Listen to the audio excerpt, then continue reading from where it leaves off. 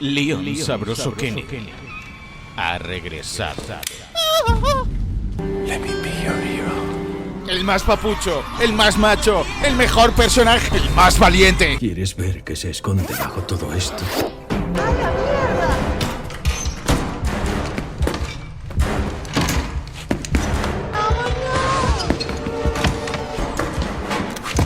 ¿Dónde está mi ¡Papucho! Pero no está solo, porque ahora también podremos jugar con Grace Ashcroft. ¿Con quién?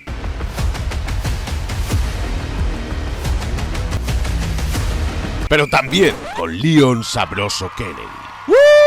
¡Vamos! Y con Grace. A esa que te aparta de mí. Pero Leon está infectado otra vez, como en Resident Evil 4 y en otras entregas. No, Leon, por favor, que no muera mi papucho. Está infectado, tiene más años que John Wick, pero mira cómo reparte patadas. ¡Dios! ¡Espectacular! Con Grace deberemos escondernos, rezar todo lo que sepas para no cagarte encima y que no te pille tu prima la ciega, ni el bebé con obesidad mórbida, cuyo culo ocupa todo el pasillo, ni ningún otro zombie, reservando cada bala. Pero con Leon, mira qué delicia, acción, desenfreno, epicidad, testosterona. Fútbol, mujeres, un coche carísimo y las motos, el fútbol, en cada Messi, ¡ole!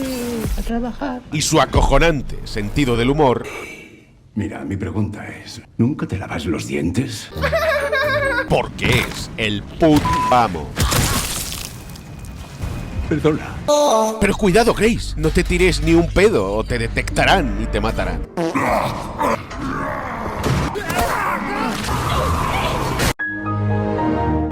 Rápido, coge cosas que abren puertas y otras cosas y escapa. Oh no, Grace, debemos recuperar los 3 enchufes y restaurar la energía de un generador de la Segunda Guerra Mundial que no funciona.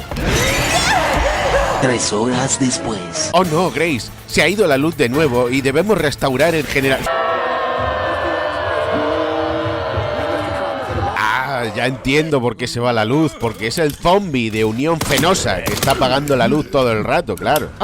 Ahora en serio, después de jugar Resident Evil 9 Requiem, pienso que es increíble. Sí, Capcom me dejó jugarlo una semana antes. Soy un jugador superior. Y se nota el cariño y los numerosos guiños a la saga, la nostalgia, todo. Creo que el gameplay de Grace al comienzo en Rhodes Hill es de lo mejorcito. Y quieres protegerla a toda costa, cueste lo que cueste. Es la hostia. Te sientes vulnerable, puedes oler el terror y sentir realmente el peligro a cada paso. Y sus partes tienen mucho potencial. Por eso me gustó tanto esta zona de principio a fin. Cómo lo intercalaron con Leon, acción y terror a partes iguales, cómo la historia de los dos sucede paralelamente. Pero unas horas de juego después, el problema es que las partes de Leon siguen siendo cada vez más y más épicas. No tienen fin. Joder, si hasta vas con una moto por un edificio que se está cayendo a cachos. ¡Dios! Nah, no creo que lo haga. Si no sabes que hay al otro lado, Leon, no aceleres más. Leon, pero no, en serio lo va a hacer. ¿Qué es lo que un hombre hace? No.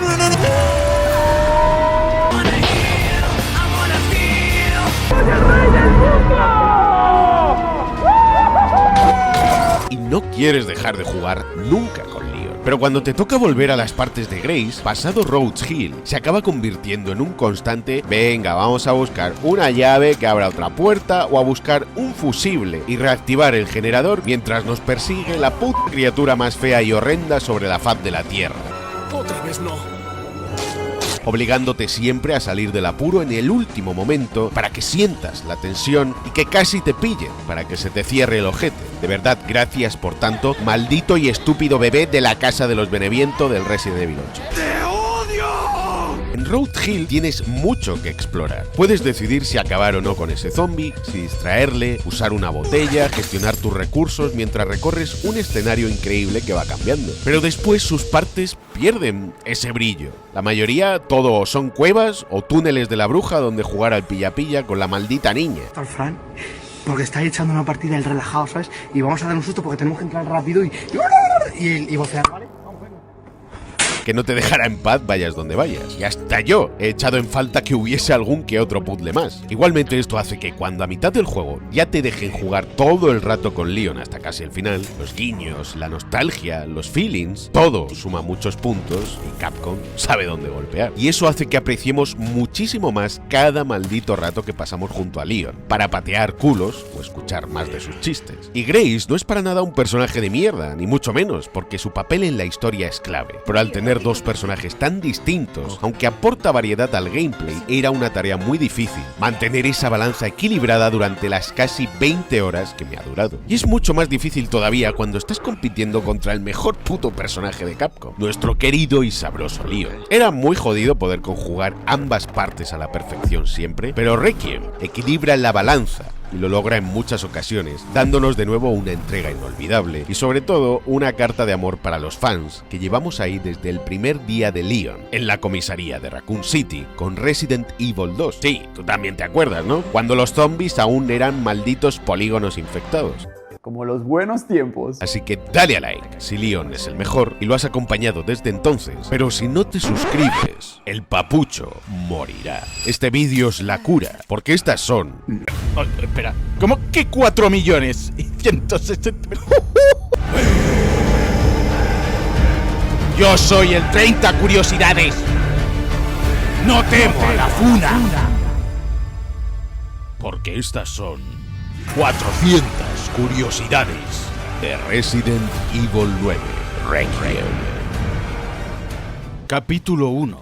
El pasado siempre vuelve. Lo que vemos de fondo en el menú principal es el escritorio desordenado de Grace Ashcroft, la protagonista de esta entrega. Aunque sí, Leon Sabroso Kennedy, ese papucho, tiene ganados nuestros corazones por siempre. Me calienta más que el sol de verano.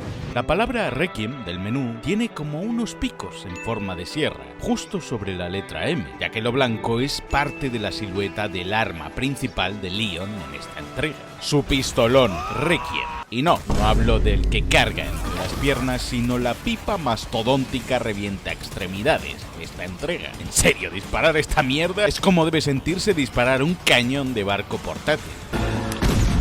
Pero no nos precipitemos. Requiem es también una pieza musical para misas de difuntos, en las que se pide descanso eterno para el alma del fallecido, para aquellos que en este juego están infectados, como Leon, ya que si no encuentra la cura, esta novena entrega podría ser su Requiem personal. No.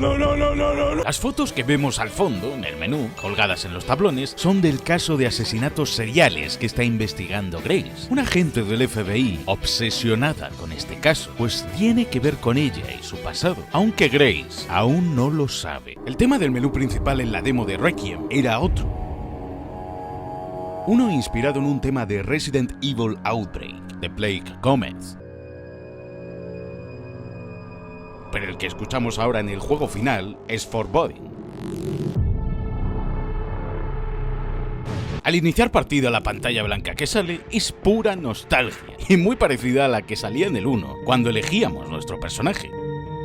Nos encontramos en la oficina regional del FBI del Medio Oeste. Entre cafés, burocracia y montañas de papeleo, Grace está a punto de terminar un nuevo informe sobre la cuarta víctima más reciente de ese caso. Grace es toda una otaku. ¿Qué es eso? ¡Déjame sola! Y se sienta como L, el personaje de Death Note, de cuclillas en la silla. You see, if I were to sit normally, my deductive skills would immediately be reduced by roughly 40%. Cagaste light. Cagaste light. Su mesa es un desastre, todo está lleno de papeles y pide comida china, que tiene el típico envase cuadrado blanco de las pelis americanas. Esto es un cliché muy común. No solo nos están mostrando que Grace vive por y para este trabajo, es que en todas tus pelis y series favoritas habrás notado que siempre piden comida china con este mismo envase en concreto. Lo hacen porque la comida está dentro de la caja y no se ve lo que comen los actores. Podría estar vacía y nadie se daría cuenta. Si fuese una pizza o una hamburguesa, Cada porción, cada pizza con sus mapsas. Habría errores de continuidad, siempre habría que colocarla igual o tendría que haber los mismos pedazos. Más adelante encontramos un amuleto para la durabilidad del cuchillo de Grace, llamado Vigilancia Agridulce, en referencia a todas esas noches en las que Grace trabaja hasta las tantas de madrugada y pide esta misma comida, con una cajita de comida china como esta, donde podemos ver la comida de dentro. En el artículo del periódico que lee Grace, es la ñunga de Don Juan. Vemos una foto de Oswell Spencer, el fundador de Umbrella, junto al estado actual de Raccoon City y la fachada de su comisaría, aún en ruinas y en cuarentena desde que la bomba destruyó la ciudad al completo durante los eventos finales de Resident Evil 2. En el mismo artículo se describe más abajo que tras los eventos del segundo juego, el gobierno denunció a Umbrella, que tuvo que ir a juicio y donde a la compañía no le quedó más remedio que asumir la completa responsabilidad de lo sucedido en Raccoon City, declarándose culpables y en bancarrota, algo que hizo que el villano de este juego, Victor Gideon, perdiese su empleo como investigador del virus T, pues participó en el proyecto y desarrollo del Tyrant. Así que Gideon compró Rhodes Hill, una clínica de cuidados crónicos, y continuó allí con sus experimentos. Entre las cajas de Grace vemos una que reza Rainwood, el Hotel Rainwood al que se dirigirá ahora y donde murió su madre. Si examinamos el traje del jefe de Grace como modelo en el menú, Nathan Dempsey está lleno de pelos, seguramente porque tiene de mascota a un gato. El Hotel Rainwood. Alisa murió hace 8 años. Solo ya la cara de Grace es sinónimo del trauma que tiene y del que aún no se ha recuperado, pues deberá enfrentar su pasado. Alisa Ashcroft era su madre, la misma periodista de Raccoon City que conocíamos en Resident Evil Outbreak, y con una adicción al trabajo muy similar a la de su hija Grace en el FBI. Las pruebas que esta periodista presentó contra Umbrella fueron determinantes para la caída de la empresa durante sus juicios, y fue una de las pocas supervivientes de los eventos de Raccoon City, así como uno de los pocos personajes civiles de la saga que desafió a la temible compañía y ganó. El Monte Everest no tiene nada en contra de mí. Ya en la ciudad nos recibe el Grill 14, un restaurante que homenajea al Grill 13 o Grill 13. Agárrame la que me crece, me cago en la puta, me lo he comido, tío. Que conocíamos en Resident Evil 3, justo en la zona centro de Raccoon City, cerca del cine en el que Jill Mamacita Valentine conocía a Carlos Oliveira. Sí que abrieron el Grill 14 aquí, porque al 13 de Raccoon City ya no va ni Dios, claro. No puedo creer que sigan pie. En la cinemática, Grace se choca con un hombre. Oh, lo siento. Puta. Que lleva un outfit muy similar con gabardina y sombrero al de Mr. X en Resident Evil 2 Remake. Casi al final de Requiem, en el catálogo de Amazon de The Connections, descubrimos que los modelos de Tyrant que crean vienen con abrigo por defecto, para camuflarse entre la gente, pero no mencionan nada sobre ningún sombrero, así que Mr. X llevaba sombrerito en el 2 por elección propia, para ir siempre bien fachero. Si intentamos darnos la vuelta e irnos, Grace dirá: no, creo que por aquí no es. Y el juego nos hace un pequeño tutorial de cómo hacer el giro rápido en esta entrega. Gracias, Diosito. Algo bastante útil. En el restaurante de Nikos, en la puerta, hay varias parodias de tarjetas de crédito de la vida real. Biwa en lugar de Visa, Amazing Express en vez de American Express, o Monster Card en lugar de Mastercard. E incluso parodias de refrescos como 9up en lugar de 7up, Spirit en lugar de Sprite y Fantasy Cola en lugar de Coca-Cola. ¿Por qué no me haces un castillito de arena en la cola, divino? O latas de patatas fritas que parodian el logo de Pringles con un mapache, o los botes de tomate de Andy Warhol. Si empezamos la partida en la dificultad más alta, la de locura, ¡locura!, aparecerá en unos escalones una moneda antigua, justo aquí al comienzo del juego. También hay un cartel con la palabra Connections repetida 2 veces, el juego adelantando la implicación de dicha organización en esta entrega. ¿Coincidencia? ¡No lo creo! Podemos chocarnos con los peatones que van de un lado a otro bajo la lluvia, que nos mirarán con cara de asco. El efecto de la lluvia en el pavimento es otro rollo, y cada gota se nota en la ropa y pelo de Grace. 7 palabras. Exist. Además, también habrá algunos NPCs que han olvidado el paraguas en casa y van corriendo por la calle chocándose con los demás viandantes. En concreto, veremos que algunos NPCs llevan también la chaqueta de Ethan Winters en Resident Evil 8 Village. Si examinamos los documentos del caso que investiga Grace en el FBI, una de las víctimas es M. Warren, el alcalde de Raccoon City que abandonó a su hija, Catherine, allí. o E. Wilkins, un apellido que ya aparecía en Resident Evil Outbreak, con el legendario e inolvidable personaje de Mark Wilkins. Junto al cartel de personas desaparecidas hay otro de un festival de música. Si nos fijamos con atención en los nombres de las bandas, aparece el nombre de Resident Evil, repartido entre los diferentes grupos que participarán en dicho evento. Y si nos gusta el chisme, ¿les encanta el chisme? podremos escuchar las diferentes y variopintas conversaciones de algunos de estos ciudadanos. ¿Qué ha pasado con tu señora? Tío, lo sentó fatal, pero al final me perdonó. No pasa nada que no se haya olvidado. Parece que le tocará invitar a él. Ni lo dudes. No me jodas. Uno de los carteles de neón reza Cerveza Dalby. Hay botellines de esta misma marca de cerveza en un escaparate y en otro un cartel que pone Dalby, del pantano Bayou a la playa, la misma marca de cerveza que bebían los Baker en Resident Evil 7, similar al pantano de Luisiana en el que tenía lugar. El nivel de detalle es tal que si nos fijamos en los coches que hay aparcados en la calle y los parquímetros, hay justo un coche que tiene 2 multas de estacionamiento y su parquímetro es el único que pone que ha expirado y que debe pagar más.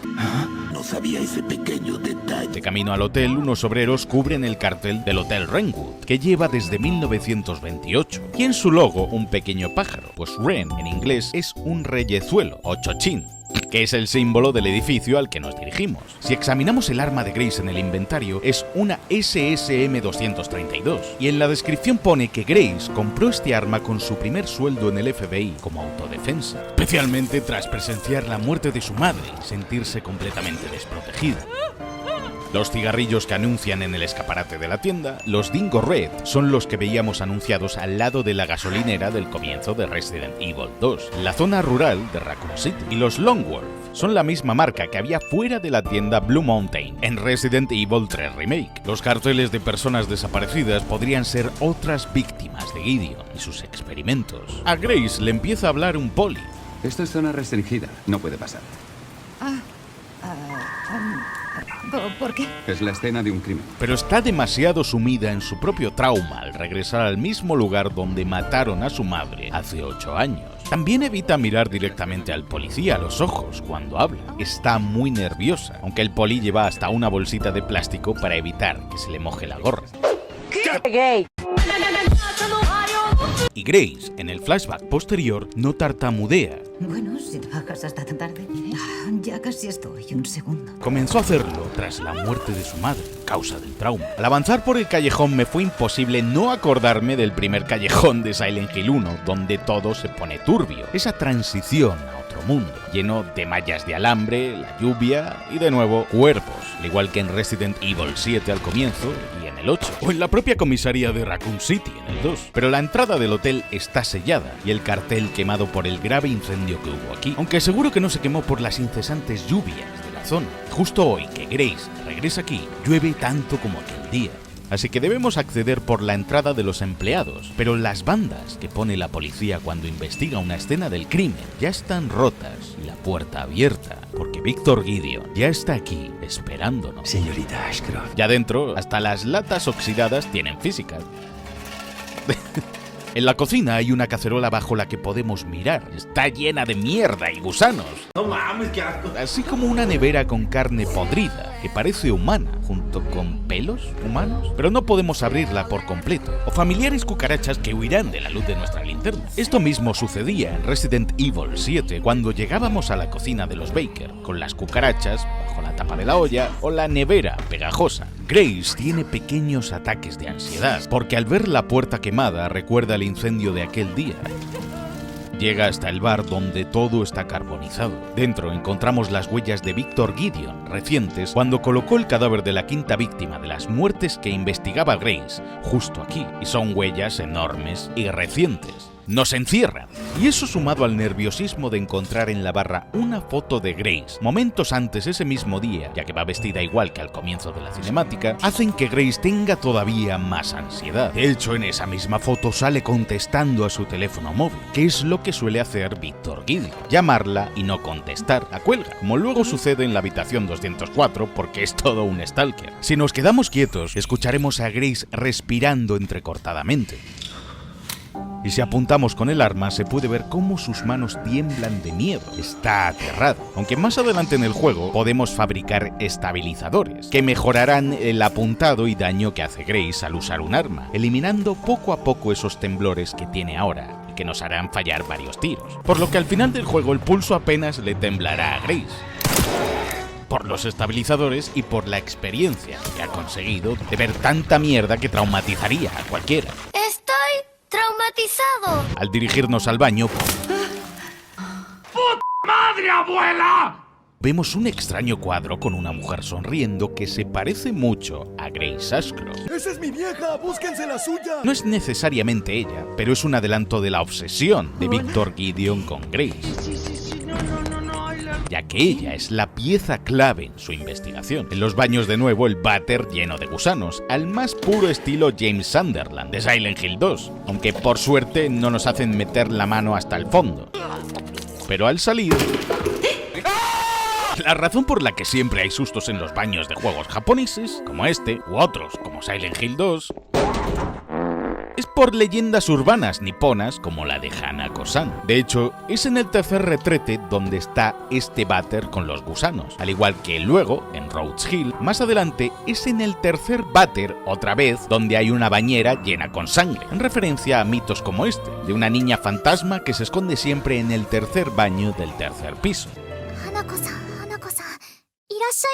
Joder, si hasta el pasillo de arriba parece un pasillo de Silent Hill 2 lleno de óxido y abrasado. Eso sí, lo de las bañeras llenas de mierda o sangre es marca de la casa, como la de Resident Evil 7, que debíamos vaciarla por completo, o la de Resident Evil 1.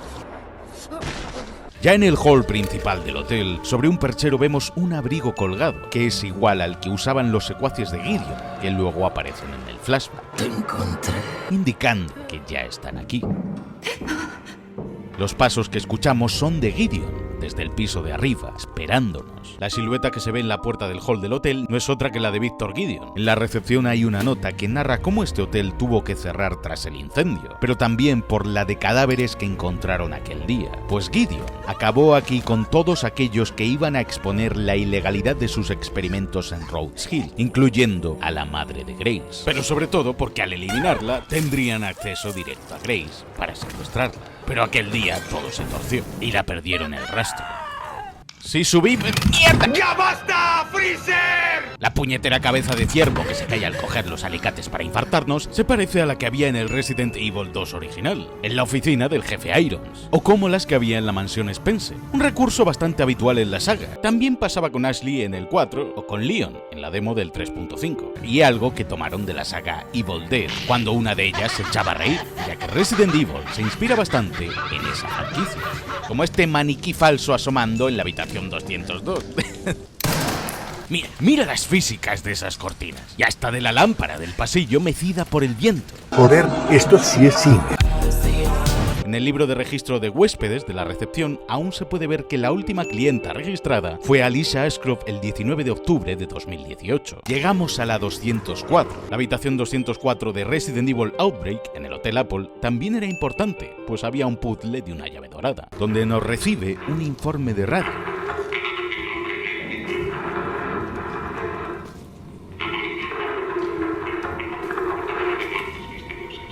Eldridge es justo la ciudad en la que Leon aparecerá después, investigando la muerte de una sexta víctima. Todas las víctimas murieron con extraños moratones negros, como los que nuestro papucho tiene, pues está infectado con la maldición de Umbrella. Leon y Grace están investigando el mismo caso. En la mesita aparece un calendario con el día 19 de octubre de 2018, hace 8 años. Justo han marcado el día en el que murió la madre de Grace, Alicia Ashcroft. Sobre la cama, cientos de fotos de Grace, no solo de ahora, sino de cuando era un adolescente y tenía el pelo más corto, hace 8 largos años junto a su madre, y una foto que alguien le hizo aquel mismo día, momentos antes de la tragedia. Pero parece que fue ayer para ella. Gideon lo sabe, la ha estado estudiando y espiando al milímetro, y ahora quiere evocar todos esos recuerdos de golpe para torturar a Grace psicológicamente y secuestrarla. la foto. Conecta con una Grace más joven enfrascada en su portátil. Incluso cuando llega su madre, que viste de rojo, en referencia al mítico vestido del mismo color que llevaba Alicia en Resident Evil Outbreak, ni siquiera la mira. Hasta cuando levanta la mano para recibirla, sus dedos siguen tecleando en el aire. Ha dado a luz a otra maldita adicta a la chamba. Grace está tecleando en su portátil porque está posteando en un hilo de Reddit sobre la familia Baker, investigando el caso. Ya apuntaba a maneras como agente del FBI. Qué manera de llover. Aquel día había tormenta, por eso nada más empezar el juego, cuando aparecen los títulos, escuchamos un trueno. Al igual que en los títulos de Leon. Pues aquel 29 de septiembre de 1998, la noche en la que se desató el caos en Raccoon City, también había una tormenta. Un recurso del juego para unir el dolor y el trauma que une a Leon y a Grace, pues ambos personajes siguen atormentados a día de hoy por su pasado. Lo siento, mamá. Lo siento mucho. Porque esa noche aún retumba en la mente de Grace, y para colmo, cuando ella regresa al hotel 8 años después, vuelve a llover como aquel día. Gideon la llama, y al volver al presente, esa misma llamada de teléfono se repetirá luego en su móvil. La tiene controlada. Alicia huía constantemente de ciudad en ciudad junto a Grace porque sabía que la perseguían. Que Gideon trataría de silenciar la verdad de los descubrimientos que había hecho para que su proyecto Elpis saliese adelante, sea como sea. Y al salir de la habitación, si nos damos la vuelta, comprobaremos que es la misma habitación 204 a la que nos hace ir Gideon, la misma en la que se hospedaban aquella fatídica noche Grace y su madre. ¡Cerdo! En la recepción conocemos al gerente. Mira qué majo y qué agradable. Por fin algo de sonrisas en este...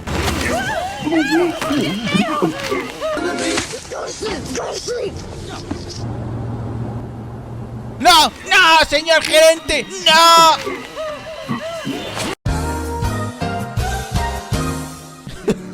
¿Por qué? Porque siempre los mejores.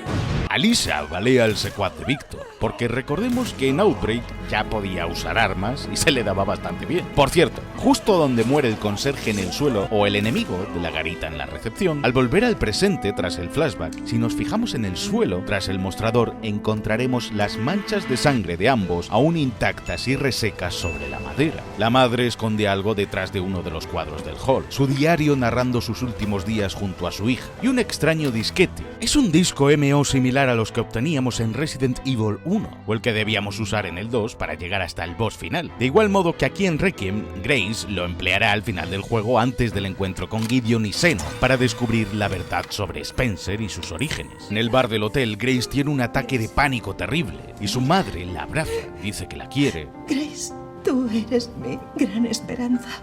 ¡Ah! ¡Ah! ¡Lo dijo! ¡Lo dijo! Te quiero, mamá. Y la matan de forma brutal delante de su horrorizada hija. Por eso Grace temblaba al ver la puerta de entrada a este bar antes desde las cocinas, porque es por donde su madre y ella estaban a punto de huir aquel día, por donde ella escapó, pero su madre no, porque murió justo aquí, en el bar del hotel, y el cabrón de Víctor Gideon había colocado el cadáver de la quinta víctima justo donde murió esa noche su madre. ¡Te voy a matar! Es todo culpa. A día de hoy, Grace continúa torturándose sin descanso, castigándose porque cree que la culpa de que su madre muriese aquel día es ella, aunque sí que es cierto que a quien buscaban en realidad aquella noche era a Grace. Te encontré. Grace recuerda a través de la parte jugable del flashback que hay algo tras este cuadro, igual que en el 7 veíamos un VHS para saber que debíamos mirar en la chimenea. Gran parte del comienzo, de hecho, tiene muchas similitudes con Resident Evil 7, una detrás de otra, la verdad. Grace recupera el diario de su madre que continúa tras el mismo cuadro 8 años después, junto con el pequeño disquete, pero antes de poder ver de qué se trata, regresa al poli. Se lleva la mano al cuello, porque es justo donde Víctor Gideon le ha disparado uno de sus dardos con el virus T mutado, tal y como hará luego al infectar peatones a diestro y siniestro cuando lo persigue Leon Sabroso Kennedy. ¿Por qué me excita tanto? El poli escupe los dientes. Por eso quizás Gideon tiene todos los dientes de oro y no son suyos, por haber experimentado con ese mismo virus, aumentando de tamaño drásticamente y convirtiéndose en un semi-tyrant. El poli se transforma como loquita y trata de atacarnos. Si en lugar de liberarnos seguimos esquivando los disparos del poli zombie, este se acaba quedando sin munición, así que comenzará a buscar más cartuchos en su ropa y es capaz de recargar el arma él solito. Otra muestra de lo inteligentes que son los zombies infectados con la cepa del virus T que creó Gideon, y cuyo objetivo principal es conservar por completo la conciencia y recuerdos pese a la infección, hasta que lo tiramos por la ventana. Aunque el poli la muerde y aquí no ha pasado nada, oye.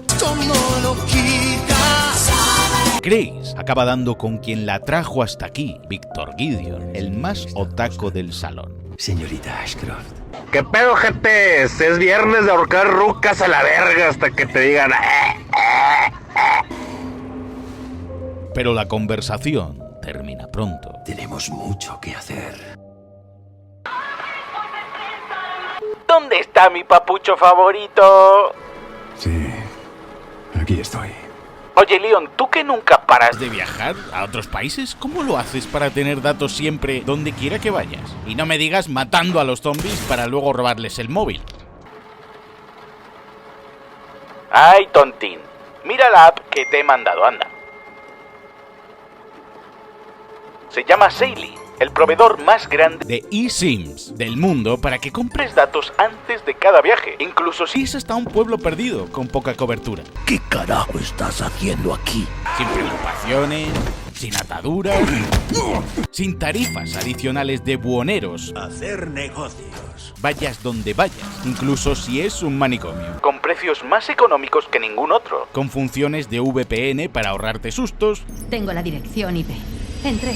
Y también gigas. Instala la app, introduce JGulen en el cupón cuando vayas a elegir tu plan y te ahorrarás más dinero todavía. O escaneando el código QR que veis en pantalla. Espabila, que tenemos que darle las gracias a Saily por patrocinar este vídeo. Envíame la dirección. Y seguir con las tremendas curiosidades.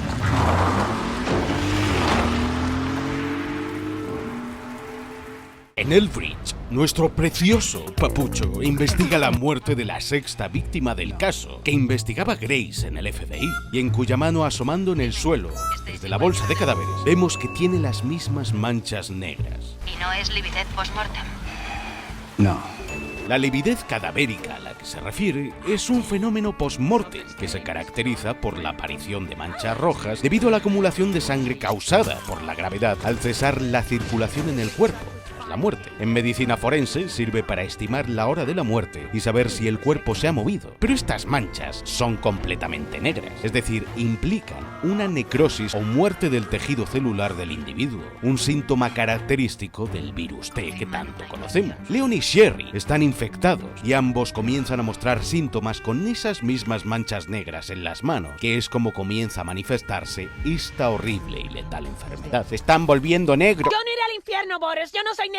Pero ¿cómo se infectaron? Esta nueva enfermedad es llamada el síndrome de Raccoon City en inglés o la maldición de Umbrella en español, un padecimiento originado por los restos del virus T aún latentes en el organismo de aquellas personas supervivientes que estuvieron expuestos al virus durante los terribles eventos de Raccoon City en el segundo juego y que de algún modo se infectaron. El momento en el que Leon se infectó en Resident Evil 2 muy probablemente fuese tras recibir el disparo de Annette, pues justo después Leon tenía que atravesar herido las alcantarillas de Raccoon City, cuyas aguas estaban infestadas por el virus T, con cadáveres y con toda la contaminación del virus entrando en una herida abierta que Leon tenía en ese momento, con el agua hasta la cintura mientras se desangraba y le perseguía un cocodrilo gigante. Pero bueno, de igual manera que Sherry fue infectada con el virus G por su padre, William Birkin, así que también fue herida e infectada. Aunque esto entra en conflicto con el lore de otros juegos, como que el 10% de la población es inmune al virus porque desarrollaron anticuerpos especiales en su sangre. Pero no os preocupéis, porque Requiem explica esto luego y os diré cómo. Paciencia, es más adelante en este vídeo. Porque la verdadera pregunta es: ¿qué cojones ha pasado con Ada entonces? ¿Está viva mi mamacita? Demasiadas preguntas para una saga en la que todo casi siempre suele terminar con una bomba, así que tampoco os rayéis demasiado.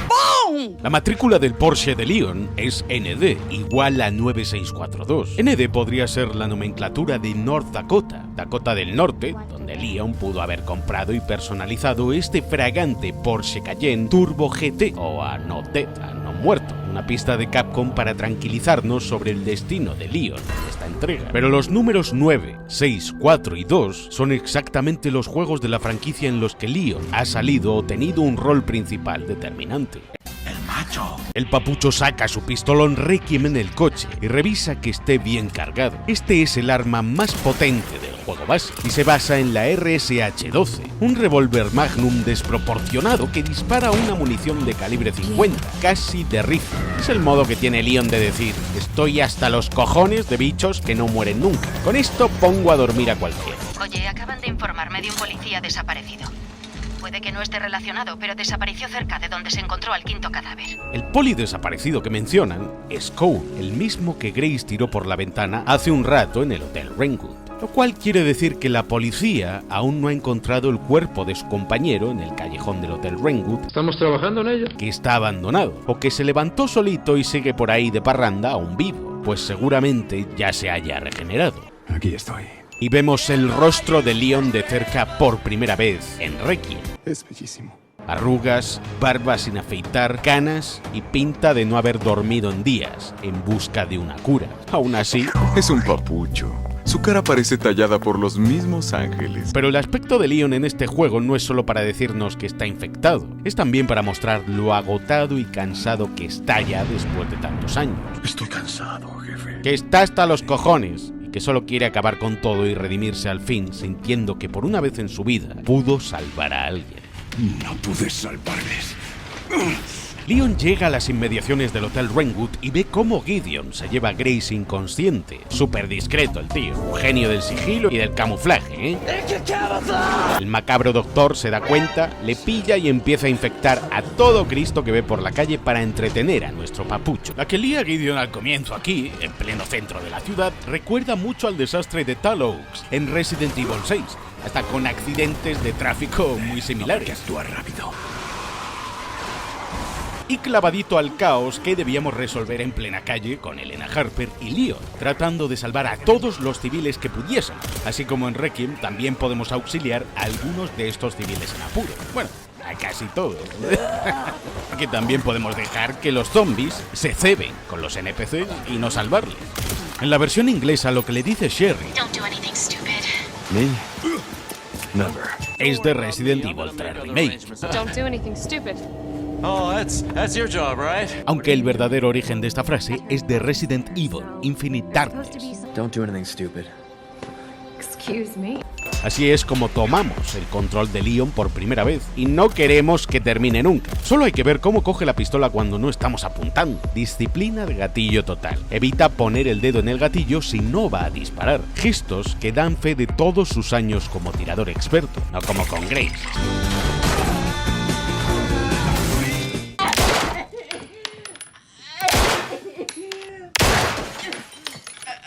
Habréis notado que Leon en esta entrega tiene una mala postura, ¿verdad? Como si fuese encorvado. Eso es por tener que cargar sobre su espalda con todo el peso de esta franquicia. ¡Ay, qué hombre tan salvaje, tan luchón! Eso me prende. Pero además porque en la peli de Damnation le hacían bastante daño en la columna y desde entonces camina así. Con permiso, abran paso a un anciano. Además, cuando le salpica la sangre de un enemigo, instintivamente se tapará con el brazo o la mano el pelo para evitar que se lo ensucie. ¡Estúpida, mi pelo, idiota! Y a veces hará este gesto, el mismo que hacía Virgil en Devil May Cry 3. Soy la tormenta que se acerca. Si avanzamos o nos movemos apuntando con el arma, a veces hará gestos de mover la pistola hacia adelante o angularla con los codos doblados, porque este es el método de apuntado y recarga Center Axis, que tanto usa John Wick en sus pelis y que implementaron ya en Resident Evil 4 Remake. Método que usa Leon porque es la forma más óptima y eficiente de sostener y apuntar con un arma de fuego en un combate cercano, sobre todo cuando hay decenas de zombies que se te echan encima. Sosteniendo así la pistola cerca del pecho es mucho más difícil que a Leon se la puedan quitar o agarrar. Los codos dan estabilidad al apuntado y evitan que los brazos se cansen demasiado. Y en el cine se usa sobre todo para evitar que el arma tape el rostro del actor que está interpretando a un personaje en una peli de acción, como Keanu Reeves con John Wick, o en nuestro caso, el hermoso rostro de Leon. women. Nos quedamos quietos con Leon, podemos ver en su cuello la marca de la infección del virus T, que no deja de avanzar. También realizará gestos como limpiarse la chaqueta, comprobar la munición que le queda en el arma, mientras que la infección de Leon es del virus T por la necrosis, los tejidos negros necrosados de piel que tienen el cuello y manos. Los infectados por la cepa modificada del virus T, en cambio, la creada por Gideon, ven su fuerza aumentada, su durabilidad y la masa de estos zombies crece. Y a diferencia del virus T, los infectados por la cepa sí que conservan parte de su inteligencia y recuerdos. Si examinamos la otra pistola de Leon, la Alligator Snapper, en el inventario, su descripción reza que fue un diseño de Joe Kendo, el hermano del propietario de la tienda de armas Kendo de Resident Evil 2 y quien creó el diseño de este arma para Leon. Mientras que el cañón de Pernambuco, Requiem, tiene en el mango las alas de un ángel. Ojalá, referencia a Devil May Cry, pero también porque con este piponcio de asalto daremos descanso eterno a muchos. Un diseño particular producido por la DSO, la División de Operaciones de Seguridad para la que trabaja Leon desde Resident Evil 6. Leon también tiene estas alas en su reloj de la marca Hamilton, y sobre este símbolo se menciona que es un homenaje a los caídos y el descanso eterno en memoria de quienes ya no están, así como un guiño al collar de la pluma que Claire Mamacita Redfield llevaba colgando de su cuello o de su mítica chaqueta de Made in Heaven.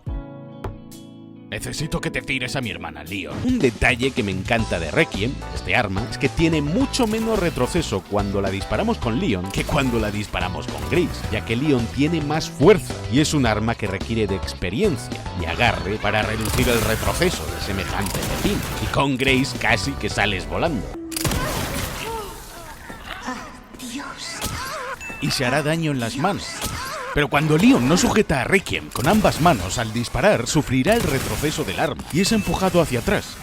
Pero al final del juego, cuando ya está curado gracias a Elpis, mata a Gideon empuñando este arma con una sola mano, ya que ha recuperado su salud y puede aguantar el retroceso con una sola mano al estar mamadísimo de nuevo. Hola Juan Carlos, ¿cómo estás, chupapija?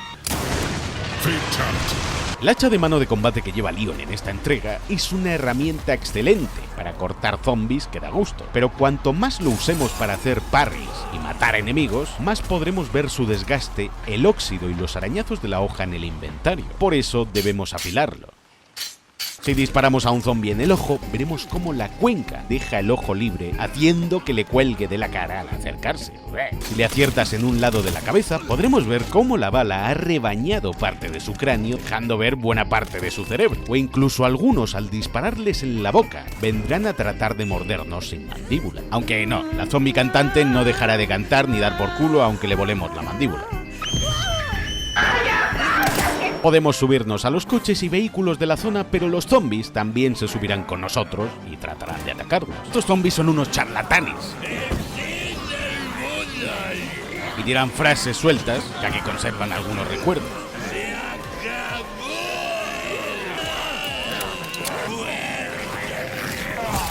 ¡Esta basura y esta suciedad! Estás despedido. Y si un zombie está demasiado cerca de nosotros y disparamos, Leon realizará ejecuciones especiales disparándoles a bocajarro. Vuelve la munición Red Eagle, la misma que había para la pistola en Resident Evil 4, solo que ahí se llamaba Red Hawk. ¡Qué mítica! Y así pasa con la mayoría de cajas y marcas de municiones de este juego, solo que, aunque mantienen los colores, las marcas son otras, incluyendo divertidas descripciones a los lados de las cajas de munición que encontremos por el juego. También regresan las legendarias hierbas verdes para las curas y para los por. Pero si disparamos con Requiem, la cosa cambia. Un solo disparo de esta arma y haremos desaparecer extremidades de varios zombies. Dispara a un grupo y solo quedarán de ellos los cachitos. Aunque si un enemigo cae sentado al suelo, podremos acabar con él con una animación especial cuerpo a cuerpo de Papacito Leon. La sangre de nuestros enemigos inundará los escenarios y teñirá todo de rojo, manchándonos a nosotros, nuestras armas, la ropa, todo. Por desgracia, Leon pierde a Gideon entre el caos y la multitud que ha causado. Vuelta a empezar. Pero una nueva pista de Sherry nos lleva directos al centro para pacientes crónicos de Roach Hill, que está peligrosamente cerca de Raccoon City. Y por cierto, Roach Hill no es una localización nueva, entre comillas, pues fue mencionado por primera vez en uno de los carteles del metro en el escenario de Underbelly en Resident Evil Outbreak Archivo 2. ¡Hostia! Capítulo 2. Rhodes Hill. Grace despierta maniatada boca abajo en una camilla mientras le extraen sangre, porque Gideon cree fervientemente que la sangre de Grace tiene propiedades milagrosas relacionadas directamente con la clave de la liberación de Elpis y el legado de Umbrella. En la habitación encontramos un cuadro con una lámina de un test de Rorschach, un test psicológico donde se pide al paciente que describa o diga qué es lo que ve en esta imagen, una prueba proyectiva de la personalidad, sus emociones o para identificar diferentes trastornos, como en el New Vegas. Si observamos las animaciones de Grace cuando no nos movemos, podremos ver que se puede encoger de miedo. Se abraza a sí misma para tratar de controlar sus nervios y ansiedad. Puede llevarse las manos a las muñecas a causa de las fuertes ataduras que el Dr. Gideon le había puesto en la camilla. Y regresan las máquinas de escribir como puntos de guardado. Al menos con Grace, con estas de la marca Lexington. Leon, en cambio, guarda partida en portátiles de la BSAA, en vez del método clásico, con tinta. Qué raro. Porque es un guiño a cómo Shinji Mikami quería que fuese guardar partida para los jugadores en el prototipo cancelado de Resident Evil 1.5, donde los jugadores guardarían partida en un ordenador en lugar de la típica máquina de escribir. Y en Requiem homenajearon este concepto así. Por eso cuando guardamos partida con Leon le oímos teclear en un portátil y a Grace en la máquina de escribir. Si jugamos en la dificultad más alta, necesitaremos tintas de tinta y no podremos guardar siempre que queramos, al igual que en otros tantos juegos de la saga. Si nos quedamos en silencio, escucharemos unos enormes pasos que vienen del piso de arriba, y se ve como la lámpara tiembla y caen cachitos de pintura del techo a causa del titánico peso de la niña vagando por los entresijos del centro evitando la luz. ¡Oh, por Dios, tengo miedo! El mechero que conseguimos se parece al que conseguíamos en Code Verónica y tiene grabado el centro Rhodes Hill, un mechero fabricado en 1966, el mismo año que aparece grabado en este mechero que cogemos, por un evento de notable importancia que tuvo lugar aquí. Está en el condado de las míticas montañas Arklay y por eso está tan próximo a la mítica ciudad de la saga. En la sala de los niños, de hecho, hay peluches de mapaches gigantes, pues es aquí donde acabaron Emily o Mary, niñas que venían directamente desde el orfanato de Raccoon City, que quedó en desuso después de la explosión, y aparecen las mismas cajas de juguetes, peluches, libros y dibujos que había allí. En la habitación hay también un libro llamado El Castillo Silencioso, una historia de sombras, en un guiño al castillo Dimitrescu de Resident Evil 8 y a la aldea de las sombras, el cuento que Madre Miranda le contaba a Rose y con el que abría el octavo juego de esta saga. Sobre la mesa hay otro pequeño cuento titulado La sombra del fantasma, adelantándonos cómo deberemos escondernos de la abominación que estamos a punto de conocer y que es alérgica a la luz, pero que nunca deja de observarnos a través de las rendijas y las paredes del centro. Por eso siempre sabe dónde estamos. Este engendro también romperá paredes y puertas, al más puro estilo de Jack Baker en Resident Evil 7. Pues ambos son incansables perseguidores.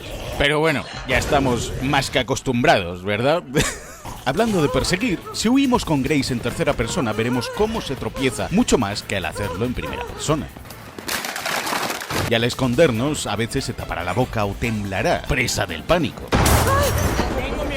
Tengo miedo. Deja de cerrar las puertas a empujones o con la cabeza. Si pulsas el botón de interactuar con ellas, la cerrarás con una mano. De nada. Este extraño monstruo tocapelotas, que no nos dejará en paz, es llamado la niña. Porque aunque no lo parezca, es lo que es. Una niña pequeña que tan solo quiere jugar, pero con nuestros órganos. Claro, si nos fijamos en su cráneo, tiene una cicatriz justo en el medio, similar a las que tienen todas las niñas del orfanato de Raccoon City, que conocemos durante el flashback, más adelante, y con las que experimentaron en Ark, con extrañas cirugías. Gideon trató de replicar esos mismos experimentos aquí, con otras dos copias de Grace, esperando que fuesen las definitivas. Emily, la niña ciega que encontramos, y Mary, su amiga, era idéntica a ella, cuya foto hallamos más tarde en la oficina de seguridad, fundidas ambas en un abrazo, ya que solo se tenían la una a la otra durante su cautiverio. Ambos experimentos dejaron ciegas a ambas niñas, pues se nota que el monstruo también tiene cataratas severas en el ojo que conserva y que es completamente ciega. Se guía principalmente por el sonido, por eso cuando la encontramos por primera vez, ella está alimentándose de un infectado, pero no ve la luz del mechero ni a Grace, solo nos detecta cuando se detiene a escuchar los jadeos que Grace da presa del pánico. Pero en cuanto la llevamos hacia la luz, su piel comienza a arder, aunque se regenera muy rápido como si nada, por culpa de la cepa del virus T con la que está infectada. No podrá entrar en las salas con luz. La primera vez que escapemos de este monstruo, si vamos hasta la primera sala donde empezamos, hay luz y se quemará.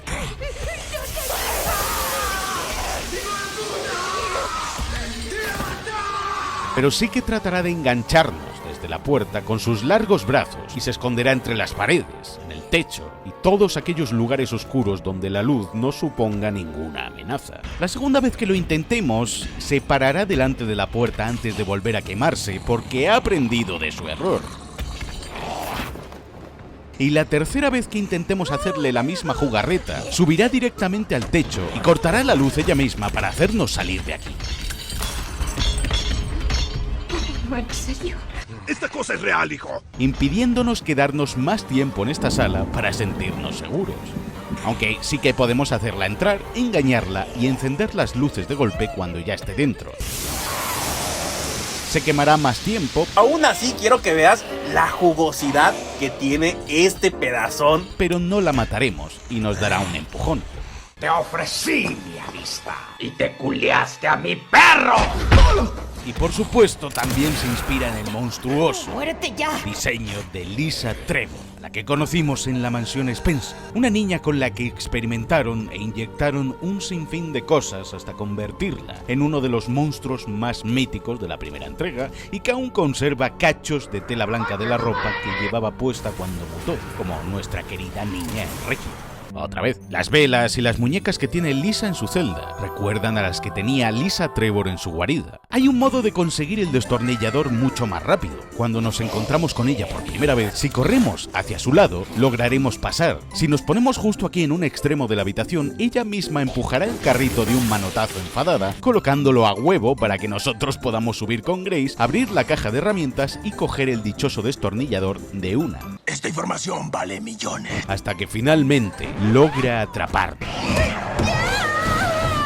Leon va al psicólogo por primera vez en su vida. Nuestro papucho llega en su Porsche al centro sanatorio para pacientes crónicos Rhodes Hill. Aquí se trataba a personas con enfermedades crónicas complejas o mentales hasta el año 2003, momento en el que Umbrella entra en bancarrota tras perder los juicios por lo de Raccoon City y Victor Gideon compra Rhodes Hill para continuar con sus experimentos en busca de la llave del legado de su maestro. El hall principal y toda esta institución en general es un homenaje a la mítica comisaría de Raccoon City. Su diseño, escalinatas, el tener que volver a ciertas áreas o zonas para avanzar, han intentado replicarla y hacer algo igual de memorable, entremezclando el terror gótico y lo clásico con la claustrofobia de los pasillos y salas de un asilo y hospital de lo más variopinto, que a mí personalmente me parece de lo mejor del juego. No solo tenemos un edificio de 2 plantas con ala este y oeste, como la mítica RPD, sino que las estatuas de las Venus portadoras de agua que vemos en el hall principal son el mismo diseño de estatuas que había donde conseguíamos el mapa del primer piso de la mansión Spencer o la de la diosa que te daba las llaves en el Resident Evil 2 original. Todos siguen los tratamientos experimentales del Dr. Gideon.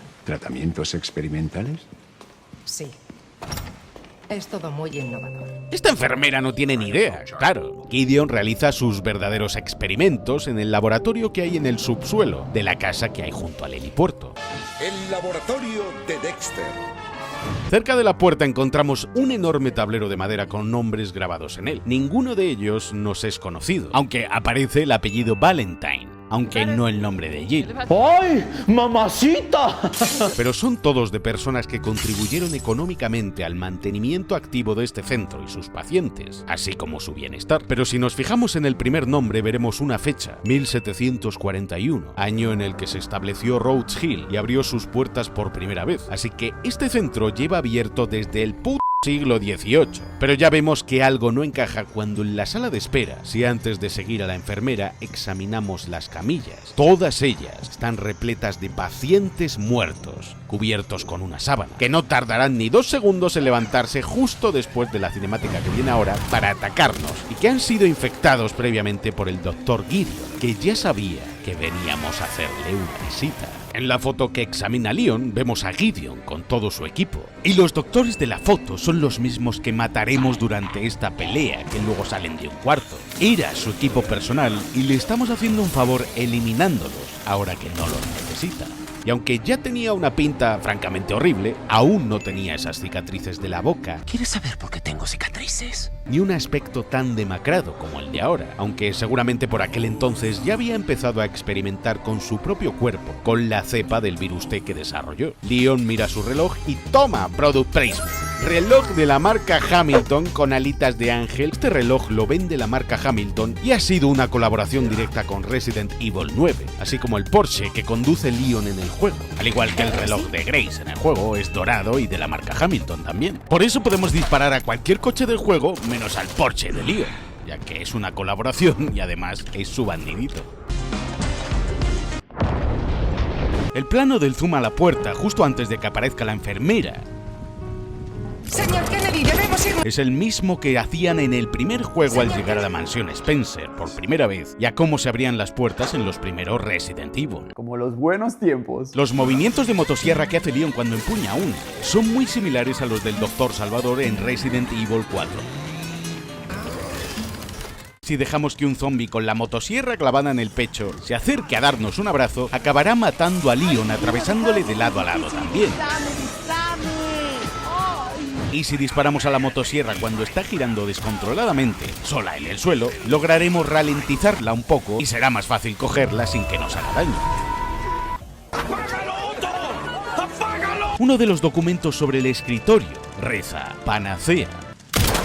¿Quién era la diosa de la cura griega? O un alimento similar a la ambrosía capaz de curar cualquier enfermedad. Un adelanto de lo que implica Elpis, la cura total de cualquier enfermedad o virus. A veces para recargar Leon extraerá y lanzará con un gesto de muñeca el cargador vacío del arma para meter uno nuevo. La misma recarga táctica que el maldito John Wick. Los mataré a todos. El número de serie del Alligator Snapper, que se lee en uno de sus costados, es 27-2026, es decir, 27 de febrero de 2026, día en el que salió Resident Evil Requiem. La Matilda modificada que podemos comprar en este juego es un guiño al diseño original de Joe Kendo en Resident Evil 4 y a la original de Resident Evil 2, pues fue la primera pistola de Leon. Buenos tiempos. Y una referencia a la película de Leon, de Professional, donde el personaje de la niña, interpretado por Natalie Portman, se llama Matilda. Personal, inicien protocolo de emergencia. Todo se sale de madre, matan a la enfermera, obviamente, y Leon hace lo que mejor sabe hacer.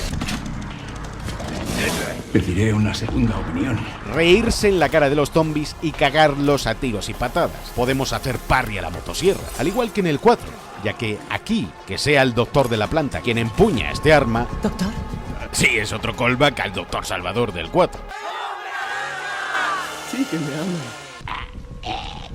Eso es lo que hace este virus. Este doctor era un cirujano, conserva su inteligencia, aún, por poca que sea, y recuerda alguna de sus rutinas, haciendo que su principal objetivo ahora sea seguir cortando a los pacientes de algún modo. Solo que no con una motosierra, joder. Si le matamos, soltará la motosierra y al caer al suelo esta comenzará a girar sobre sí misma, y puede llegar a herirnos a nosotros mismos o a los demás zombies. Si la recoge otro zombie, este al moverla o al dispararle nosotros en el brazo puede llegar a soltarla y clavársela sin querer a otro enemigo que tenga al lado, que continuará con ella clavada en el pecho hasta morir. ¿No me darás un besito? No me queda más que hacerme pendejo. Estos zombies también pueden hablar. ¡Vete! ¡Vete!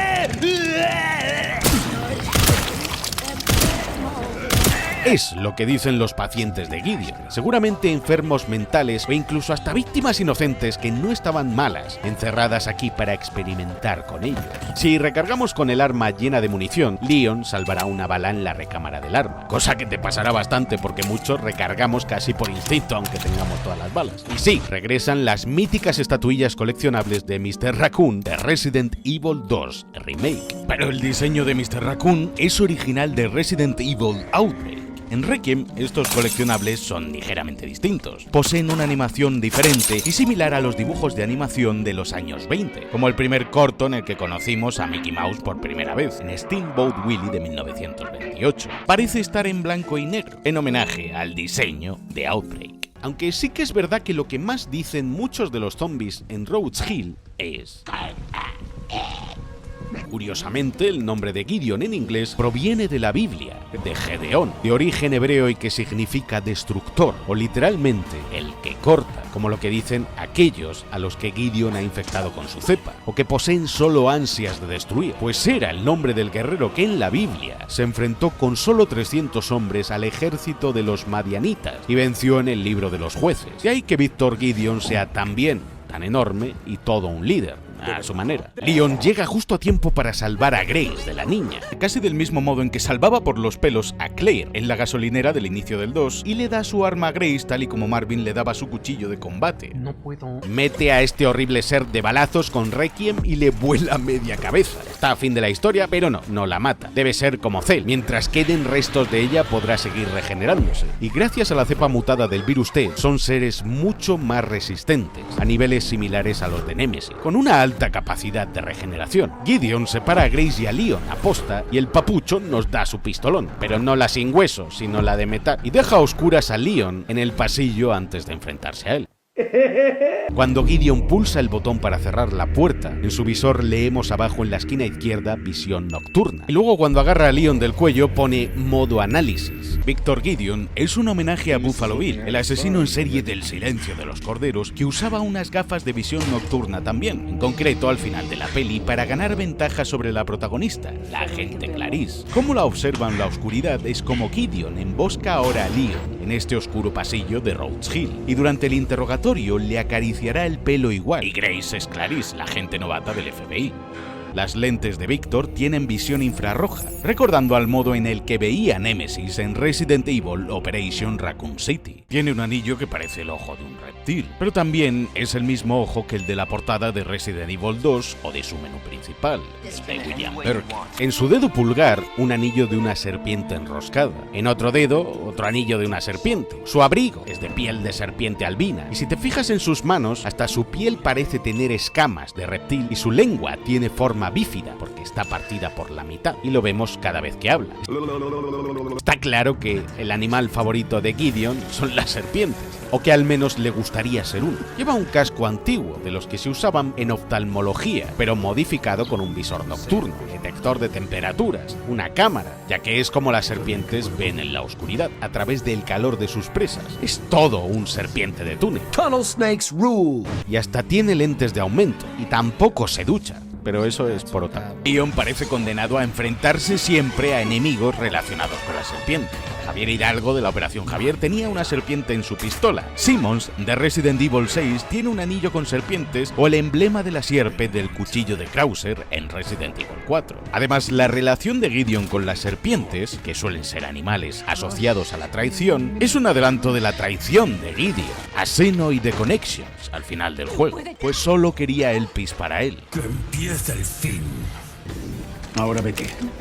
Grace, al coger el pistolón de Requiem, se ve como la mano le cae hacia abajo por el peso del arma. No esperaba que pesase tanto. Leon protege ahora a Grace, en el 2 protegían a Sherry y en el 4 debía proteger a Ashley. Oh, you pervert. Bueno, y hasta en el 6 volvió a proteger a Sherry. Siempre le toca proteger al papucho. Ahora tomamos posesión de Grace, aislada y solita en este enorme centro lleno de zombies, pacientes depravados, pero con un consuelo. Regresan las monedas antiguas de Resident Evil 7, solo que estas tienen grabadas el rostro de una mujer con los ojos vendados, como la diosa Justicia, cerca de donde encontramos la primera moneda, junto al baúl de objetos, que vas a tener que usar sí o sí, porque al comienzo Grace tiene una mierda de espacio en el inventario, ya que es una noob. Hay una mesita con una revista abierta, con una foto de Gideon, y la que es su firma en el pie de foto, junto a los demás hombres que conforman el resto del principal equipo de Rhodes Hill, y donde cada uno representa los diferentes símbolos de los puzzles de las cajas fuertes que debemos resolver luego. Símbolos que también están repartidos por todo el logo de Rhodes Hill. Estos puzzles con cuerpos celestes, o los cuarzos que recogemos para abrir la puerta de Rhodes Hill con Grace, son un guiño al puzzle de la estrella, el sol y la luna que había en el cementerio de Resident Evil 1 Remake o del original, para acceder al exterior de la mansión Spencer. Mitchell Bennett, el presidente, es el zombie con traje que encontramos en su despacho comiéndose a su secretaria, literalmente. ¡Qué rico! Por eso este zombie dice: "Estás despedido". porque es lo último que le dijo Gideon para despedirle. A Luke Clark, el jefe de seguridad, el Neg, lo encontramos muerto sobre la mesa de su oficina, desangrado sobre los papeles. Presenta síntomas de infección en estado 1, como el sangrado de sus ojos, pero no hay huellas de sangre ni signos de violencia en el despacho, así que seguramente se hiciese la automorición aquí mismo, antes de convertirse por completo en un zombie. Pero ¿qué hay del viejo? El investigador principal de Gideon, Anthony Richardson, pues seguramente sea el zombie doctor que va con una sierra y traje de cirujano. Viene desde el ala de investigación junto a más zombies doctores siguiéndole, aunque ahora tiene barba, pero es el único zombie del recinto que más se le parece. Podría ser el doctor herido que encontramos junto a Emily muriéndose, pero se parece mucho menos y parece más joven que el bueno de Anthony. A lo mejor es el cadáver que se come el segundo Chang del ático, a lo mejor lo vemos en el DLC, no sé. El periódico que leemos por varias partes del juego menciona una noticia de un perro que salvó a un niño durante una tormenta, el mismo titular que aparecía en Resident Evil 7, un pequeño guiño que se puso por el videojuego de Haunting Ground de 2005 de Capcom, o al perro que fue descartado de la familia Baker, ya que Jack Baker, el padre de familia, solía rescatar también a otras personas durante las duras tormentas que se producían en Luisiana, y de la cual rescató a Evelyn y a Mia. Y el titular de las gemelas adelanta que en la siguiente habitación donde hallamos a Emily falta una niña igual que ella. Llegamos con Grace hasta donde está encerrada Emily, una niña ciega con cataratas. Eres ciega. Que lee un libro de cuentos en braille. El texto en braille pertenece al cuento de la aldea de las sombras, con el que abría Resident Evil 8, el cuento que le contaba Mia a Rose, junto a otra celda vacía y un cadáver en mitad de la sala. ¡Aléjate! ¡Aléjate! Oh, no, espera. Vale, ahora sí que está muerto. ¡Se murió! ¿Pero quién ha matado a este viejales? Pues ha sido la niña.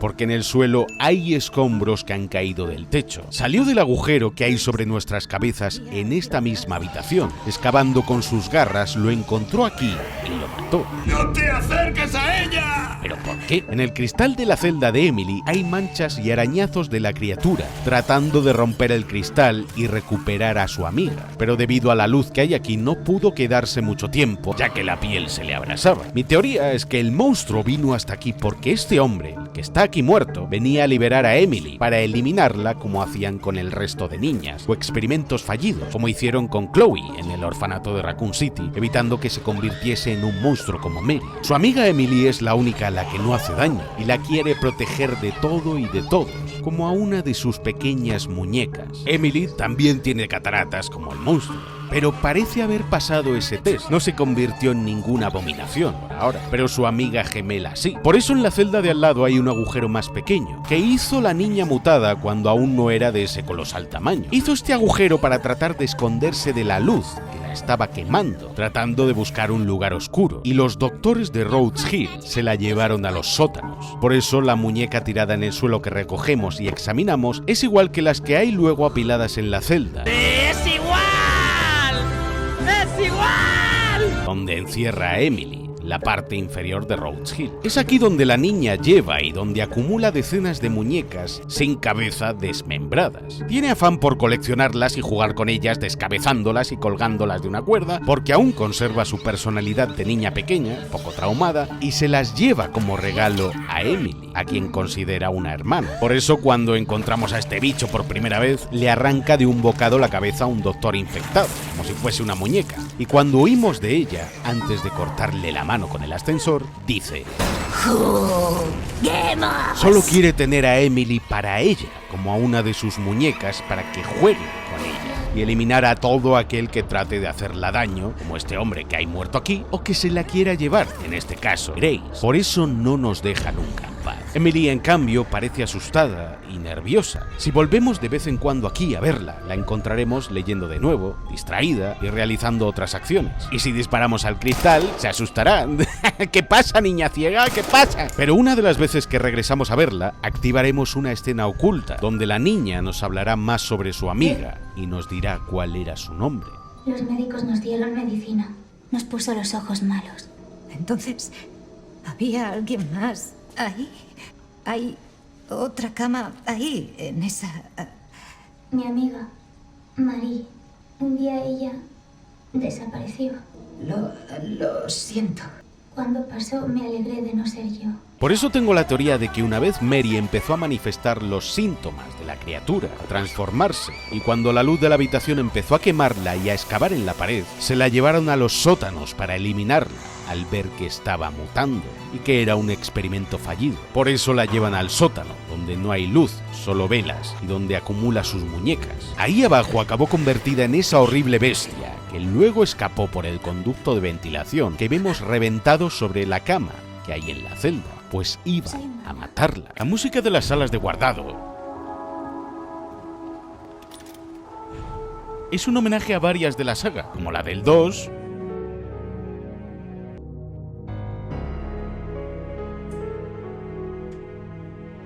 a la del 4, Serenity,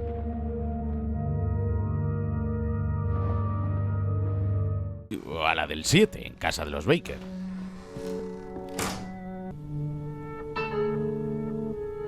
Y si activamos la música clásica, de fondo sonará la de los juegos originales, hasta con los sonidos del inventario de las entregas clásicas. Alguien dijo esencia. En las cocinas encontramos al chef, un enemigo bruto clásico al que no bastará con un solo disparo de Requiem para matarlo. Si nos pilla, tratará de cortarnos como a una pieza de carne. Y el mejor momento para matarle es luego, cuando empieza a deambular por la zona y ya tenemos más espacio para armas y munición, aunque la forma más óptima de reventarle es con un inyector hemolítico para ahorrar munición.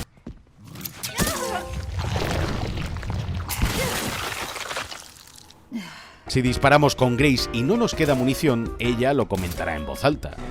No me quedan balas. Pero si insistimos, lo haremos caer y nos darán un logro por eliminarlo. Al matarle conseguimos la llave de la despensa, donde encontramos munición, cubos de sangre para el extractor y el amuleto de comida china. El diseño del chef me recordó al del sadista en The Evil Within. Pero si en lugar de matarlo con Grace, lo matamos luego con Leon, la frase que dice el papucho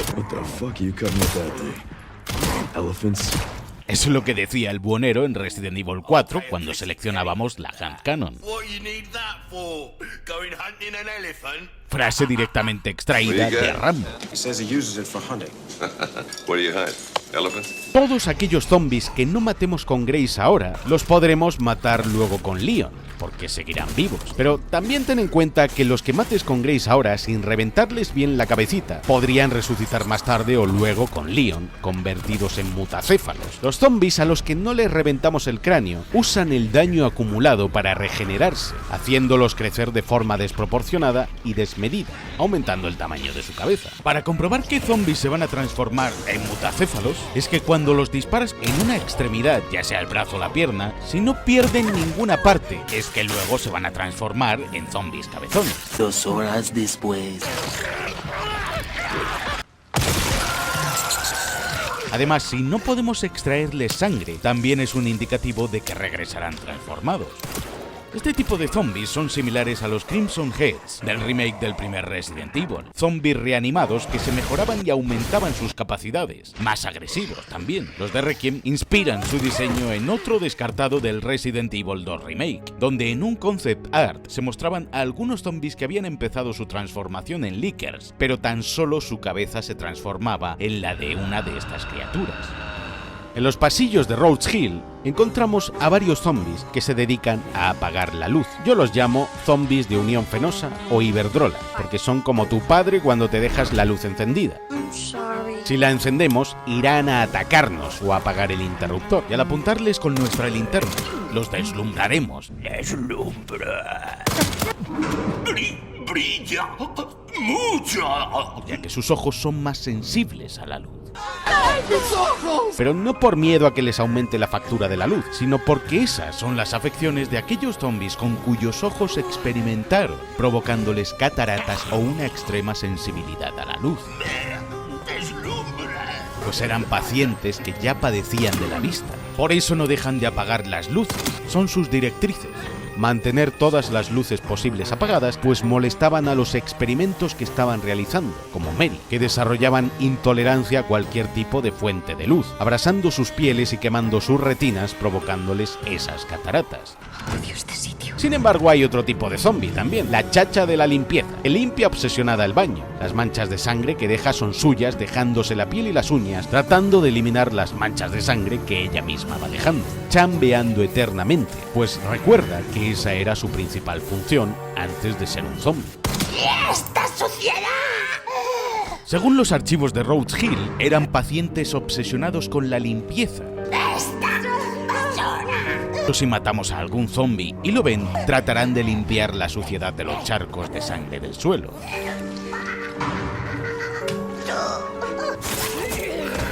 Además de que si dejamos que nos agarre, en vez de mordernos, nos arañarán la cara con sus uñas para tratar de quitar la suciedad, pues tienen un trastorno compulsivo. En el despacho del presidente, donde está el zombie con traje que he mencionado antes, la nota que hallamos es de Victor Gideon, pidiéndole que active el protocolo de confinamiento 6, el mismo que Leon escucha por el altavoz cuando llega al centro justo a las 11:30 de la noche, hora que también marca su reloj Hamilton en la cinemática, tal y como indican las instrucciones de dicha nota. Gideon lo tenía todo planeado, así que fue este zombie antes de ser infectado quien activó el protocolo. Luego Gideon comenzó a infectar a diestro y siniestro a pacientes y doctores por igual, pues ya no les necesitaba ni a ellos ni a este centro al tener a Grace en su poder al fin, la clave para liberar a Elpis. Este zombie tiene un ataque cargado fuerte con la botella que sujeta en la mano. Pero si le rompemos la botella de un disparo, ya no podrá hacer más ese ataque y será mucho más dócil. Hay un par de zombies en Rhodes Hill que son especiales, o al menos diferentes. Los escucharemos cantar, andando de un lado a otro, como felices. Son dos zombies cantantes. La primera la encontramos en la sala de conciertos, y la escuchamos canturrear todo el rato.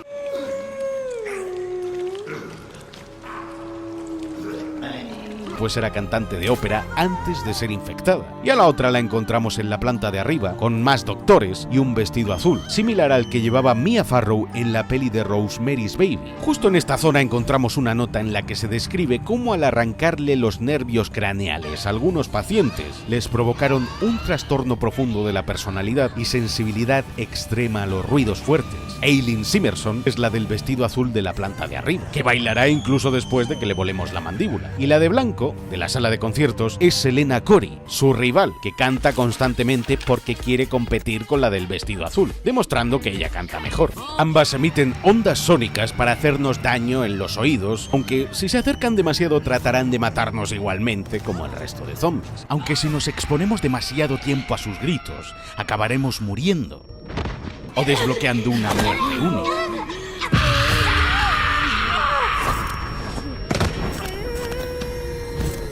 Chunk, por ejemplo, no soporta los cánticos de este tipo de zombies, al igual que los demás zombies también se molestarán. No. Y si matamos a la cantante con Leon, dirá: Sorry to cut your act short. Las zombies cantantes son similares a la criatura que se lamentaba en Evil Within 2 o a los Speaker de Resident Evil 6.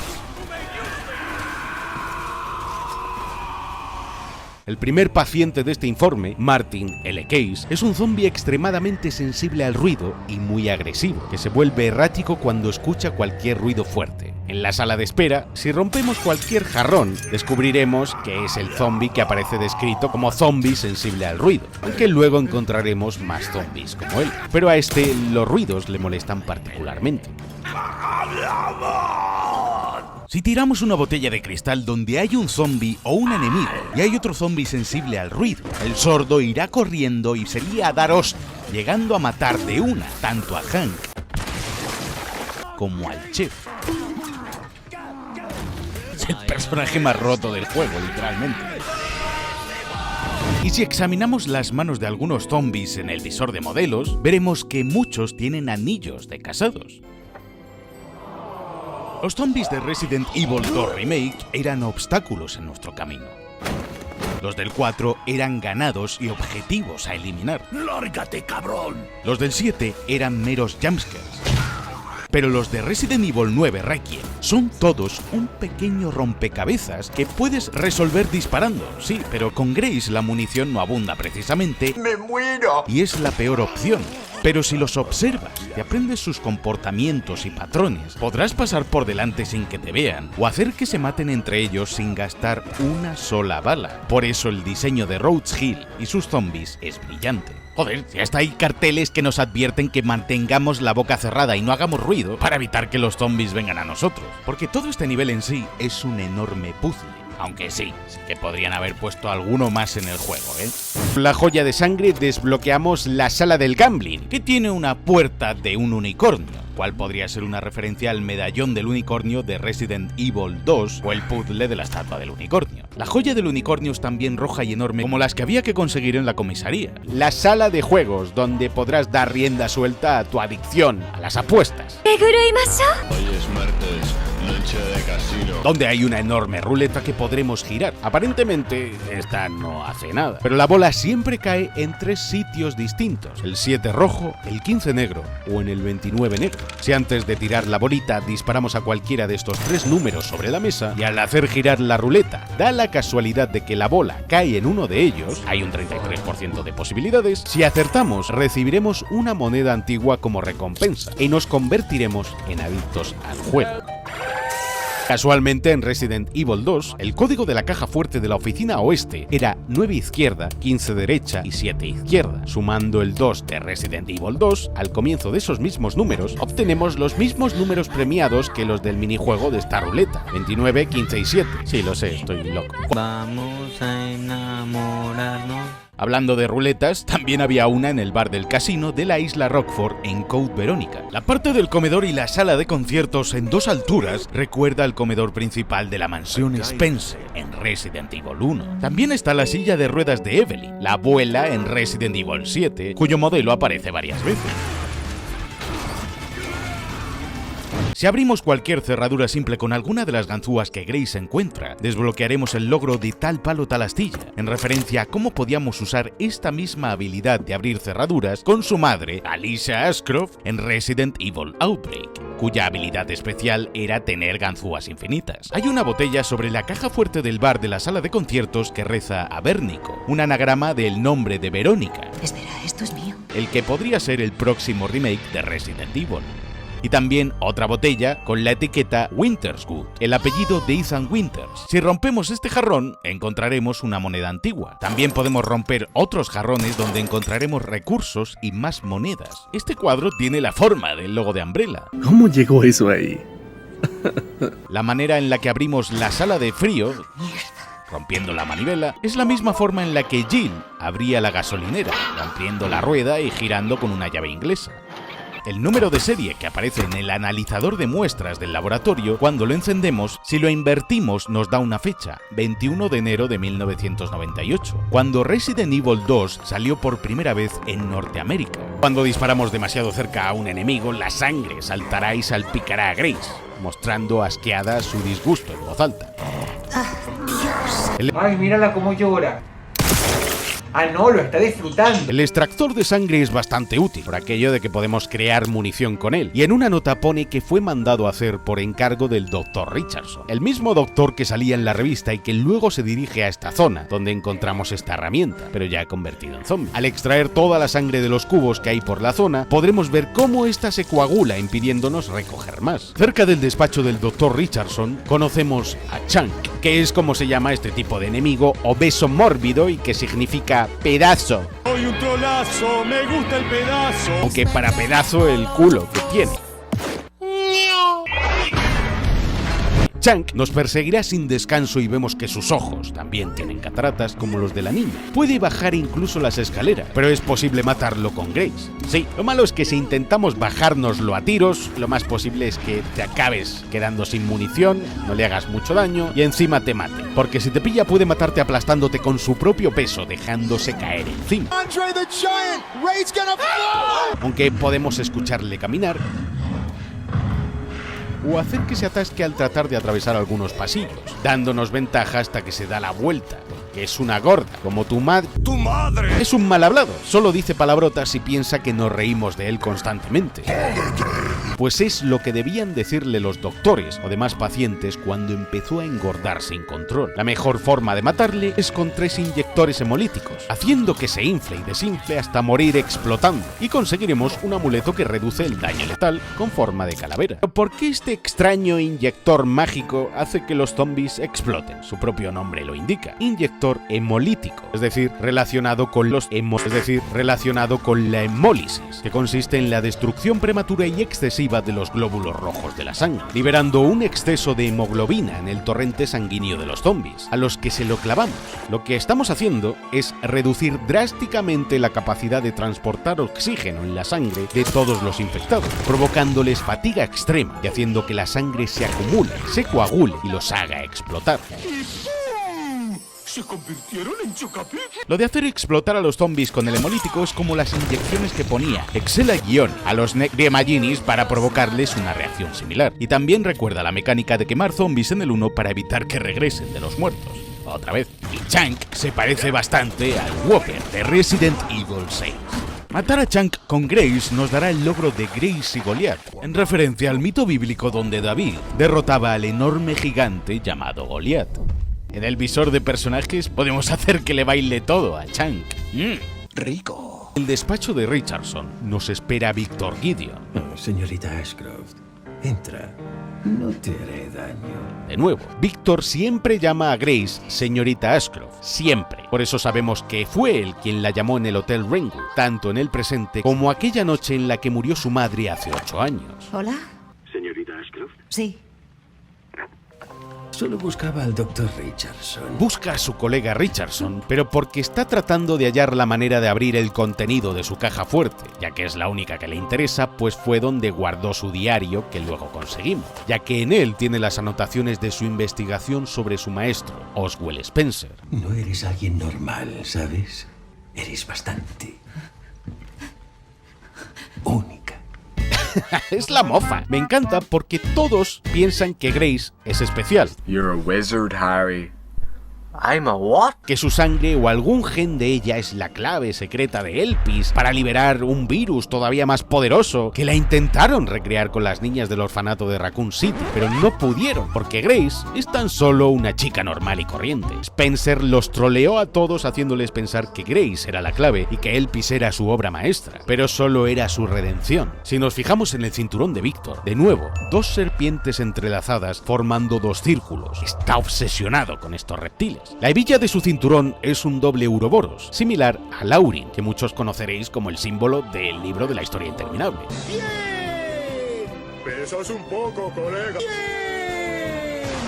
Pero de origen celta, llamado el Weaver. En alquimia, la doble serpiente representa el equilibrio entre el azufre y el mercurio, entre 2 fuerzas opuestas, el fuego y el agua, una sigicia o unión de opuestos, la transmutación, lo eterno, la vida y la muerte, ligar, en plan me gustas, cuando quieras jugamos a la Wii, y disolver, la conversión del caos en cosmos, separar y unir a la vez. Gideon lleva muchas serpientes como símbolo, como el anillo enroscado de su pulgar, similar en medicina al símbolo de la vara de Asclepio. Son animales estrechamente relacionados con este campo, la medicina o la alquimia. En el garaje, antes de entrar, hay un mensaje de advertencia donde se ve una excavadora y que comenzarán las obras del 21 al 28 de octubre. Al recuperar el órgano de la caja, aparecerá un zombie en una jodida excavadora gigante atravesando la pared tratando de matarnos, clavadito al evento que había en el castillo de Resident Evil 4, en el que un par de monjes de Sadler trataban de matarnos con una tuneladora con pinchos y hacer papilla a Ashley. Pero en Requiem, este zombie con la excavadora, al ser infectado, recordó su propósito, hacer las obras del garaje. Y aunque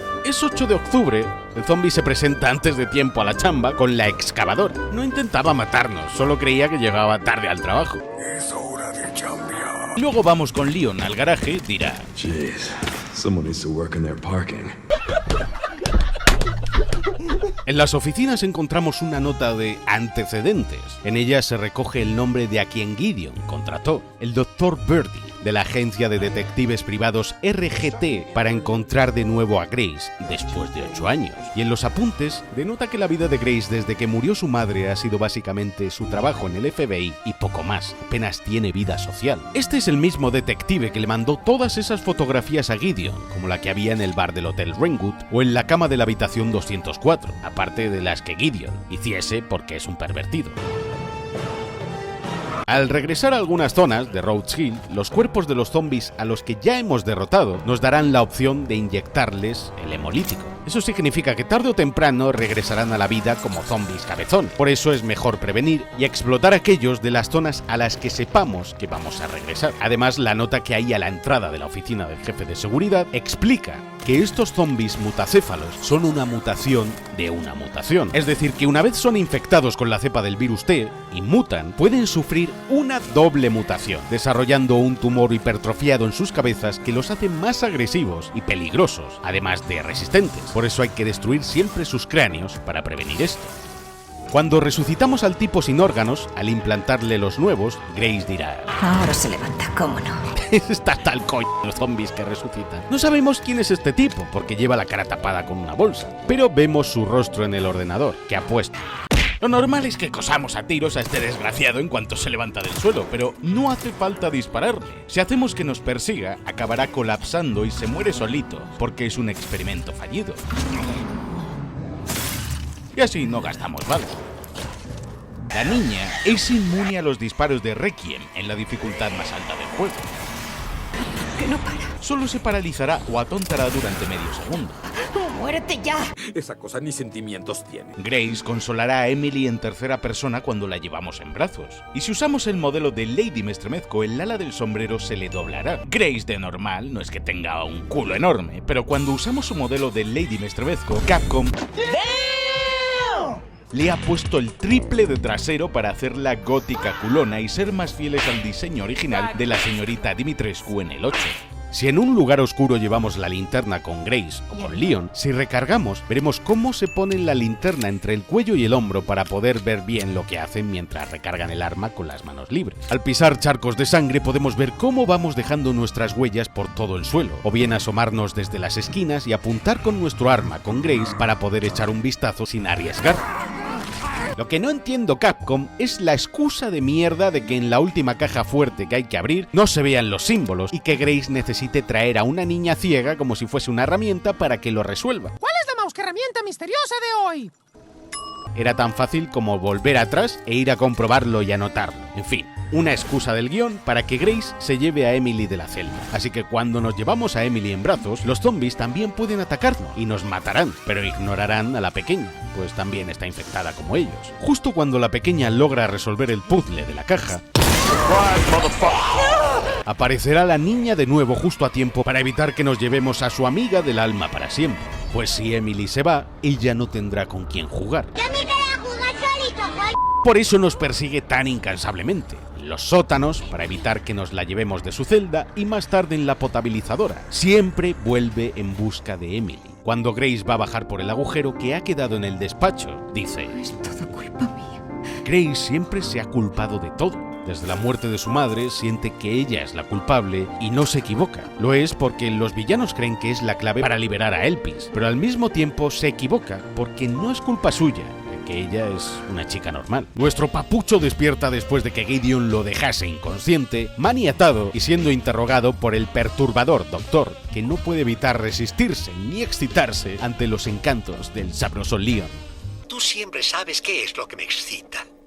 Otro de los anillos de Gideon es una serpiente, sí, pero sobre un rectángulo, un símbolo clavadito al que tenía Krauser en su cuchillo en Resident Evil 4. Y el otro anillo dorado es una pequeña calavera con alas, como una polilla extraña, similar a la de la portada de la película de El silencio de los corderos, de nuevo, una Aquerontia Atropos, que simboliza ancestralmente la muerte. ¿Nunca te lavas los dientes? ¡Oh! ¡Cómo lo ha domado! El arte de la doma clásica.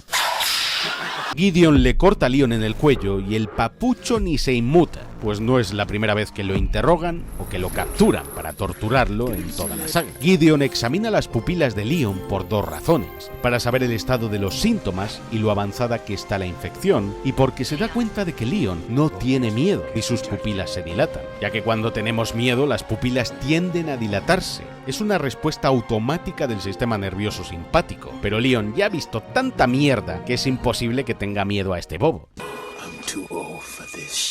¡Dios! Como se le marcan las venas de los antebrazos, bien gordas y duras. ¡Cómo tendrá la...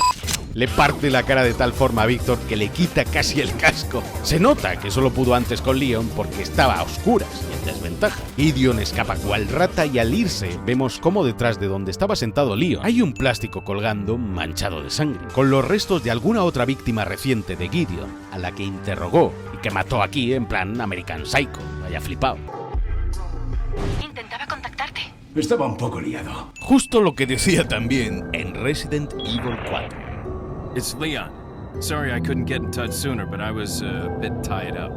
You're okay, right? Recorriendo el ático encontramos un curioso informe en el que a dos pacientes, llamados Thomas y Timothy B. Jackson, les extirparon los centros de saciedad del cerebro, es decir, la parte de nuestro cerebro que nos dice cuándo debemos parar de comer porque nuestro estómago está lleno. El primer hermano del que habla es el primer Chunk con el que Grace se encuentra, que nos persigue por el ala este. Y el otro, más amorfo, agresivo y que siempre debe estar comiendo carne humana, es el segundo Chunk que Leon encuentra ahora en el ático, y cuya parte de atrás del cráneo está hipertrofiada, pues salió peor parado que su hermano y tiene el cráneo enorme, pues es la versión mutacéfala del Chunk original. Tras experimentar con ellos, ambos hermanos padecían un hambre insaciable, que los hizo engordar desmedidamente. Más llenas de cabezachapas que tu barriga de michelines. Eso, sumado a la infección de la cepa del virus T, los convirtió en monstruos incontrolables. El segundo hermano aparece aquí devorando y triturando los huesos de su víctima más reciente. Si le disparamos, podremos aventajarle en los lugares estrechos, pero cuidado, porque es mucho más agresivo e insistente que el otro, lo que le hará tirar las paredes del ático con sus embestidas y peso de gorda. Incluso si trepamos y subimos esta escalera, él tratará de seguirnos escalando, momento en el que podremos reventarle a tiros, pero acabará tirando también esta doble altura, y la ventaja que nos confiere es solo temporal. Al contrario que su hermano, lo único que dice el pequeño Timothy es... Vamos, que es un gordo que solo piensa en comer, y si no está alimentándose a cada segundo, eso le pondrá más y más agresivo. Por eso cuanto más tiempo tardamos en matarle, más loco se pone. Pero si lo baleamos lo suficiente, como a cualquier monstruo de esta saga, acabará muriendo y petando. ¡Oye, saco de lorzas! Lo siento, pero no estoy al menú. Si es que es el mejor, tiene frases para todo. ¡Tom Comedia! ¡No, Leon! ¡No te vuelvas adicto al gambling tú también! ¡Piensa en Ada! Sí, hay zombies con bombonas de gas, y no son muy listos. Cerca del despacho de Gideon, todos los cuerpos que hay no tienen cabeza la mayoría, para evitar lo que precisamente está a punto de suceder con los que sí la tienen, que regresen de entre los muertos por segunda vez, y seguramente fue Gideon quien los descabezó, pues están justo al lado de su despacho. Leon llega hasta el ordenador de Gideon y Sherry accede desde la DSO. En el monitor aparece un informe sobre los diferentes estados de la maldición de Umbrella o el síndrome de Raccoon City que infecta a ambos. La causa de este virus son los restos de virus T que dormitan en la persona infectada y que acaban mutando y desarrollándose después de un largo periodo de tiempo, es decir, décadas. Pero aquí explican mejor cada fase. La fase 0 es la durmiente. Virus permanece dormido en el huésped debido a la presencia de anticuerpos muy específicos, es decir, los que Leon, Sherry y cualquier otro personaje de la saga que haya sido infectado anteriormente y que acabase sobreviviendo, termina desarrollando. Pero el virus no es eliminado por estos anticuerpos especiales, solo lo suprime, hasta que años después, el virus solito comienza a desarrollar una inmunidad a esos mismos anticuerpos, despertando después de un largo tiempo, que es lo que les ha sucedido a Sherry y a Leon, y razón por la que la regla del 10% de los anticuerpos no se aplica aquí. En la segunda fase el virus se activa, despierta y empiezan a aparecer marcas negras como las que vemos en las manos de ambos personajes. Un malestar general y tos excesiva, fase en la que se encuentra también Sherry. En la segunda fase, la de desarrollo, las marcas negras se extienden por todo el cuerpo, con entumecimiento en algunas extremidades y partes del cuerpo, contagiando ya órganos internos, provocando vómitos con sangre. Leon está en esta fase y ya casi en la última, porque ya se le ha extendido hasta el cuello cuando lo vemos por primera vez en su porche, y ya hacía en Elbridge ese gesto con la mano al quitarse el guante, porque algunas partes se le empiezan a dormir entumecidas por el virus.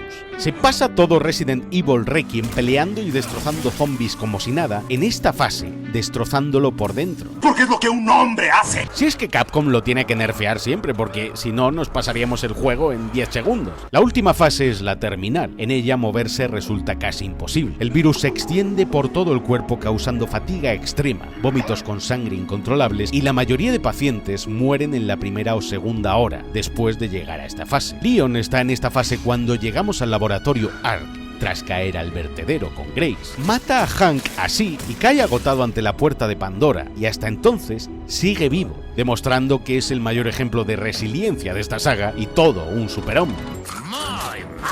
Además, que la maldición de Umbrella comience manifestándose como una mancha negra en la mano, me recordó a la tradición del libro de Robert Louis, La Isla del Tesoro, donde un pirata que iba a morir recibía una mancha en un papel.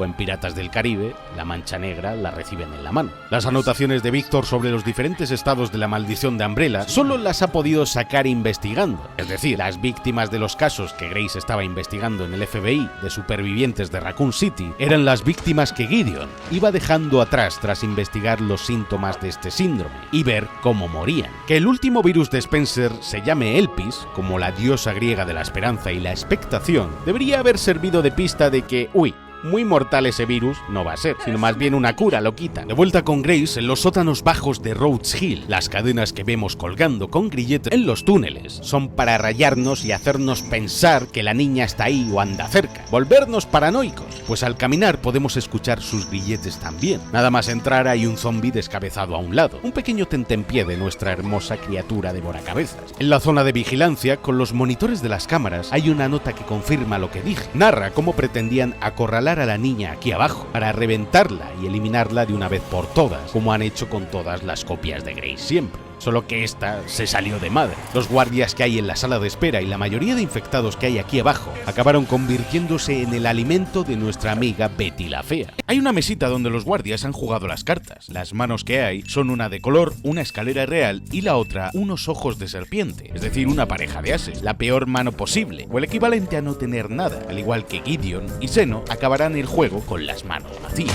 ¡Imitación! Esta zona es un dolor de huevos. La pesada de la niña que no te deja ni respirar a cada paso que das. Serio, qué asco de misiones de ve y restaura el generador mientras te persigue la hija de Satán, dándote sustitos para joder. En la morgue, donde tienen las bolsas para cadáveres, los cuerpos colgando, algunos de los zombies siguen vivos y tratarán de agarrarnos las nalgas. Y esto de una cinta transportadora, clavadito a la del Resident Evil 5, donde también se levantaban y nos atacaban. Al drenar la sangre de la trituradora, podremos ver los restos de los cuerpos que tiran aquí, por el sistema de cintas que los transporta. Usan esta enorme trituradora para conseguir sangre infectada, miles de litros que luego llegan hasta una enorme piscina en la parte inferior, a la que cae Grace, que por cierto imposible no acordarse del primer Evil Within con la trituradora y luego el tobogán de sangre, porque también debíamos deslizarnos, hasta acabar, cómo no, en otra piscina de sangre enorme. ¿Plagio di plagio? Y que al drenarse va hasta el laboratorio inferior de Gideon, al que vamos luego, donde esa sangre se usa para experimentar y transformarla con la de los demás zombies que hay en las cápsulas, como si fuesen Goku en el tanque de recuperación de Dragon Ball. Tras abrir todas las celdas, logramos escapar con Emily en el ascensor y... ¡Juguemos! ¡Anda y vete a tomar por culo por fin! Coge esa mano cortada del suelo que luego te va a venir muy bien. Ya veréis por qué. Salimos al patio y llegamos hasta un helipuerto donde hay un helicóptero esperándonos. El piloto es Harry, que es negro. No es por ser racista, ¿ves? Eso es racista. Pero como en toda buena peli de terror, Capcom, tú y yo sabemos qué es lo que le va a pasar al bueno de Harry, ¿verdad? Una hora después. Pero tienes razón. Tu jefe se llevó la llave. ¿Mamá se llevó las pilas? ¡Qué cara dura! ¿Quién es su jefe? ¿Gideon? ¿Seno? ¿Y trabaja para The Connections? ¿O Harry planeaba traicionarnos y salvar su culo aquí? Porque luego en otra cinemática, en el helicóptero en el que van Gideon, Seno y Grace hasta Raccoon City, es pilotado por otro tío que va igual uniformado que Harry. Así que el bueno de Harry no era tan bueno. Que se joda. Pero al menos puedes disparar al helicóptero. ¿Puedo volver a mi habitación? ¡Cállate, ciega! Emily quiere volver a la seguridad de su habitación porque es lo único que conoce. Dentro de la casa hay una botella de Sanguis Virginis, la marca de vinos de Lady Dimitrescu, elaborada en el castillo Dimitrescu de Resident Evil 8 y que tiene su enorme sombrero de ala ancha dibujado en la etiqueta. No en vano, uno de los modelos desbloqueables más guapos para jugar con Grace en NG+, es convertirnos en Lady Mestremezco con ella. I want milk. Uno de los cuadros que hay dentro de la casa es real, y es el del Cáliz del Titán de 1883 de Thomas Cole. Muy buen dato, amigo, el que me has dado, pero nadie te lo ha preguntado. La botella de vino esconde una hélice de ADN que es la llave para continuar, y podremos coger un reloj de arena que se puede desmontar y guardar en nuestro inventario para más adelante. Si dejamos que se vacíe de un lado, aparece un mensaje secreto, sí, pero se puede ver al fondo un cartel que nos es bastante familiar, el mismo que había en la calle donde empieza el juego con Grace, el del restaurante de Nico. Llegamos hasta el laboratorio donde Gideon realizaba sus auténticos experimentos e investigaciones sobre Elpis, el pistolón de Leon. ¡Deja de ojearme el bulto! ¡Qué pedazo, profe! El virus T y el legado de Spencer. Si nos paramos a observar a Grace en tercera persona de nuevo, veremos que no solo ahora tiene más heridas que antes, sino también sangre reseca en su camiseta tras haber caído a la piscina de sangre del sótano. De igual modo que Grace estará más calmada en algunas salas de guardado. Estoy chill de cojones. Que cuando está ahí fuera, en peligro. Y Capcom ha hecho diferentes versiones de cada cinemática del juego dependiendo del atuendo que lleve nuestro personaje. Por ejemplo, Leon no se quitará el guante si no lo lleva y Grace no se quita las gafas. Y también hay cajas del Hotel Rengu, como las que aparecían en su oficina del FBI al comienzo. Hay una nota que confirma qué fue lo que le hicieron a Mary, la niña, y que es el sujeto número 170, mientras que Emily es la 171. A Mary la inyectaron una pequeña muestra de sangre, obtenida de mezclarse con más de 500 litros de sangre de otros 115 sujetos infectados distintos. La niña aguantó la dosis, pero eso fue la que la convirtió en el horrible monstruo que conocemos en el juego, y quizás lo que terminó de volverla loca del todo. La sangre que veíamos en la piscina de los sótanos de antes se mezcló con la de los sujetos infectados que hay en las cápsulas de la zona principal de este laboratorio. Todo ello mezclado en la enorme bola de cristal con sangre que culmina en una pequeña aguja, la que usaron para inyectarle esa pequeña dosis mortal a Mary. Justo aquí. También damos con los resultados de la analítica que Gideon le hizo a Grace nada más llegar a Rhodes Hill, para comprobar que ella es la misma niña que Spencer adoptó y que tanto tiempo llevan buscando. Pero Gideon activa el maldito protocolo de autodestrucción para eliminar el laboratorio y las pruebas, así que salimos pitando de allí. Lo que podemos rociarles a los zombies que salen de sus cápsulas son la versión en extintor de los inyectores hemolíticos que podemos fabricar y que son de color morado, pues con lo que les rociamos es también del mismo color. Por eso tienen la misma reacción y explotan de igual manera. Total, que logramos salir a duras penas, los zombies del laboratorio y el centro están por todos lados desperdigados y se abalanzan sobre el helicóptero, derribándolo en pleno vuelo, matando a Harry, vaya que sorpresa, e hiriendo a Emily gravemente. El piloto tarda en arrancar tanto porque un helicóptero necesita de media entre 2 y 5 minutos para preparar los motores y lograr arrancar bien. Por eso no pueden salir despegando enseguida. ¿Qué crees que hago? Y luego tienen un aterrizaje forzoso. Así que a Grace no le queda más remedio que coger a la niña en brazos y salir corriendo hacia la capilla de Rhodes Hill. Por suerte, Leon ve el helicóptero caer y va corriendo a ayudar a Grace y a la niña desde la distancia con el rifle de francotirador. Como en los viejos tiempos, cuando debíamos proteger a la inútil de Ashley desde la distancia en Resident Evil 4. Debe ser para una misa nocturna. O de un requiem, o de una misa, como la del pueblo en el 4. Ya paro. Logramos salvarlas y entran en la capilla, a la que debemos dirigirnos. ¿Y cómo baja hasta allí Leon Sabroso Kennedy? Pues así. Perdona. serio, Leon está desatado en este puto juego, es increíble, te quiero, Capcom. Total, que llegamos a la dichosa capilla. Le damos tiempo a Emily y a Grace para que escapen por la potabilizadora. Y Leon, como es un macho, se enfrenta a todo Cristo a puros vergazos, hasta con el zombie bruto de The Last of Us 2, al que le tenemos que disparar en puntos concretos del cuerpo, como debíamos hacer con los regeneradores de Resident Evil 4, sí. Pero la pelea en la capilla es también un homenaje a la pelea de la catedral en Resident Evil 6 contra Lepotica. Con Grace descubrimos que la maldita niña nos ha seguido hasta la potabilizadora porque quiere y necesita a Emily, a quien nosotros debemos proteger ahora.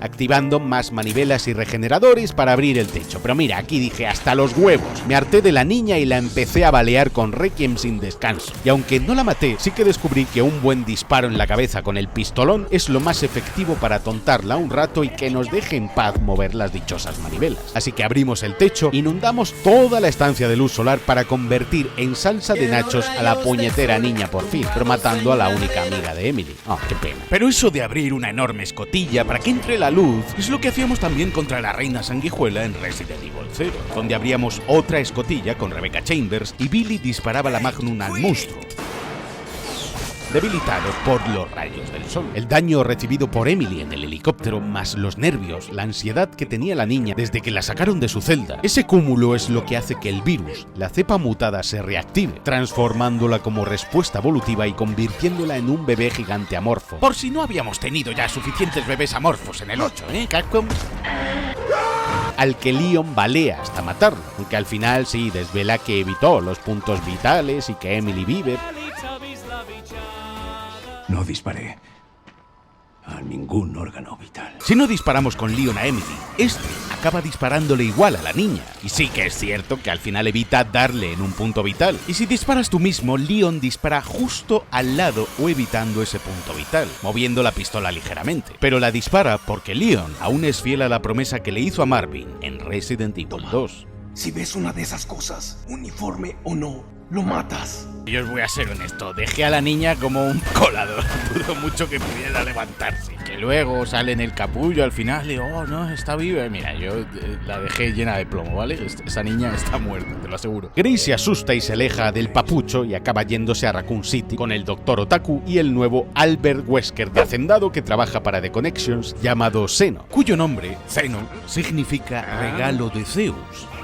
Leon debe regresar una vez más al lugar donde todo empezó hace 28 años. Raccoon City lo está llamando. Capítulo 3. El retorno del mapache.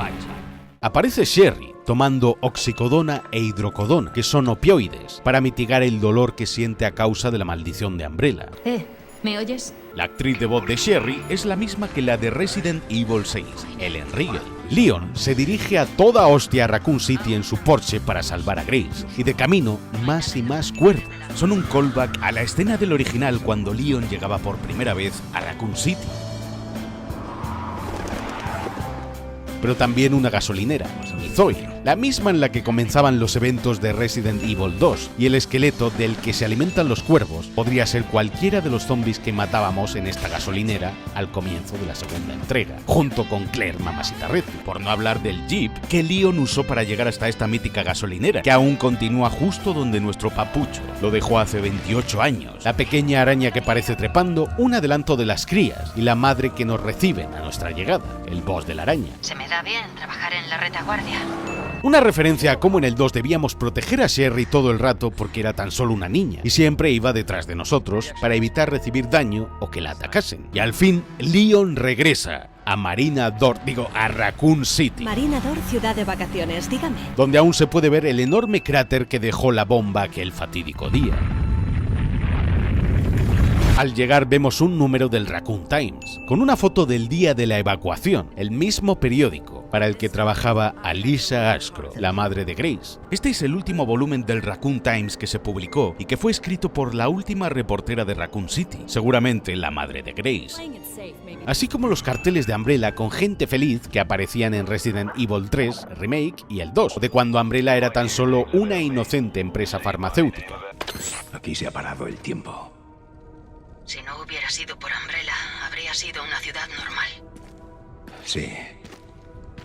ahora no es más que ceniza y recuerdos. Tan solo imaginad la de recuerdos que le deben sobrevenir a Leon de aquella horrible noche al poner un solo pie aquí, de su primer día como poli. Todo regresa, con cada paso, en una ciudad que sigue paralizada en aquella noche de hace 28 años. 28 años en los que no ha pasado ni un solo día sin arrepentirse de no haber podido salvar a nadie más. Y eso lleva calando muy profundo en Leon S. Kennedy desde aquel maldito día.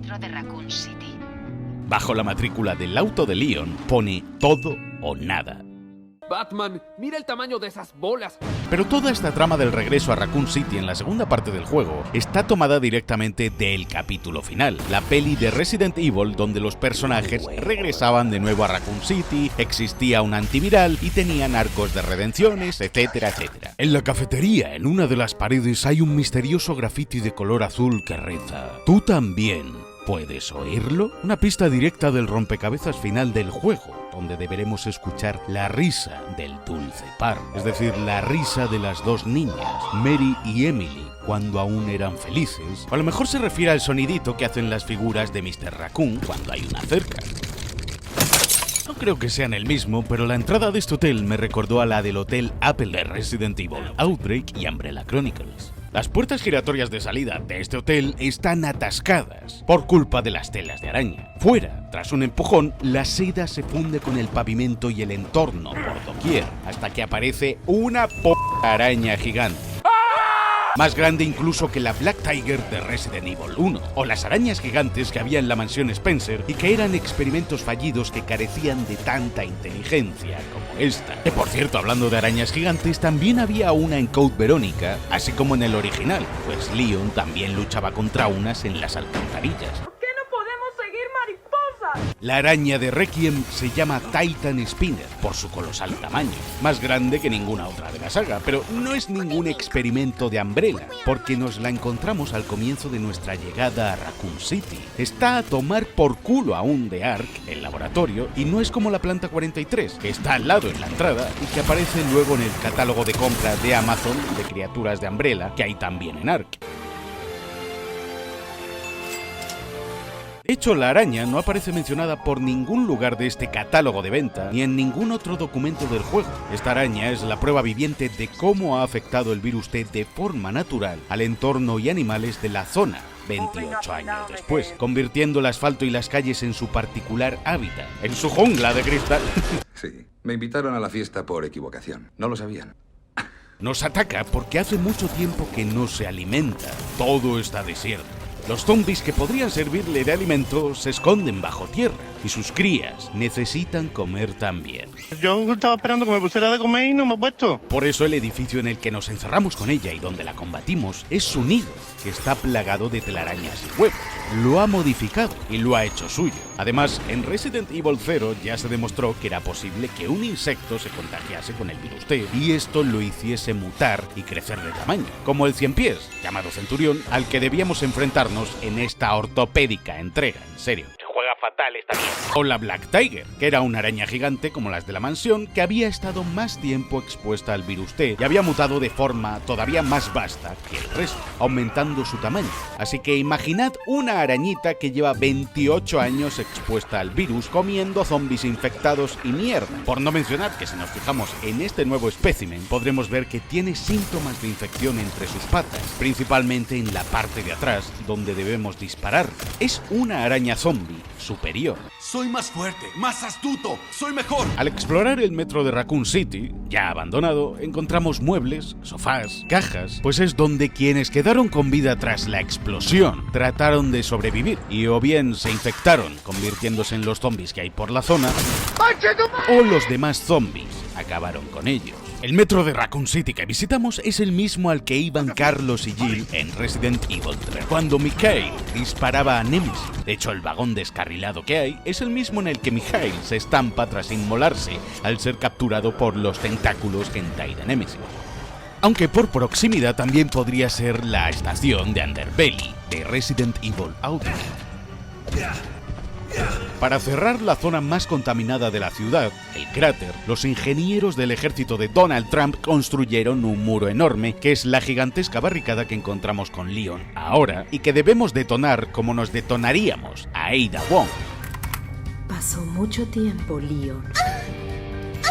Cerca de aquí hay un campamento improvisado de la BSAA, pues ellos fueron quienes trataron de acceder al centro de Raccoon City y quienes pusieron este detonador, hasta que Xeno llegó y se cargó a todo el maldito escuadrón. Así que nuestra misión es encontrar las partes del detonador, aunque Leon ya es todo un detonador profesional. ¿Quién es ese hombre que me mira y me desnuda? Piezas que están repartidas por todo este extenso área. Y sí, Leon se hace en voz alta la pregunta que todos nos estamos haciendo desde que llegamos a este área del juego. Qué raro. ¿Dónde están todos los cadáveres? ¡Su puta madre! Si salen como champiñones del suelo. Pero ojo, porque los zombies de Raccoon City son muy distintos a los de Rhodes Hill, infectados con la cepa del virus T. Los zombies de Raccoon City están anoréxicos, en los huesos, casi literalmente, y están demacrados. No solo porque les cayó una maldita bomba encima, principalmente porque llevan décadas aquí, en Raccoon City, sin poder alimentarse. La ciudad fue evacuada y bombardeada. Luego fueron aislados y encerrados en un entorno donde ya no había más alimento ni víctimas. Por eso están tan delgados y han desarrollado un comportamiento casi salvaje e instintivo. Se comportan como animales. Pueden hacer acciones o coger armas, pero física y mentalmente están destrozados. La propia ciudad se los ha tragado, pues al no recibir nutrientes de ningún modo, estos habían entrado en una especie de hibernación que se ve interrumpida por las vibraciones que nuestros pasos producen sobre el suelo al pasar por encima de ellos, esperando a emerger para poder hincarnos el diente y comer al fin.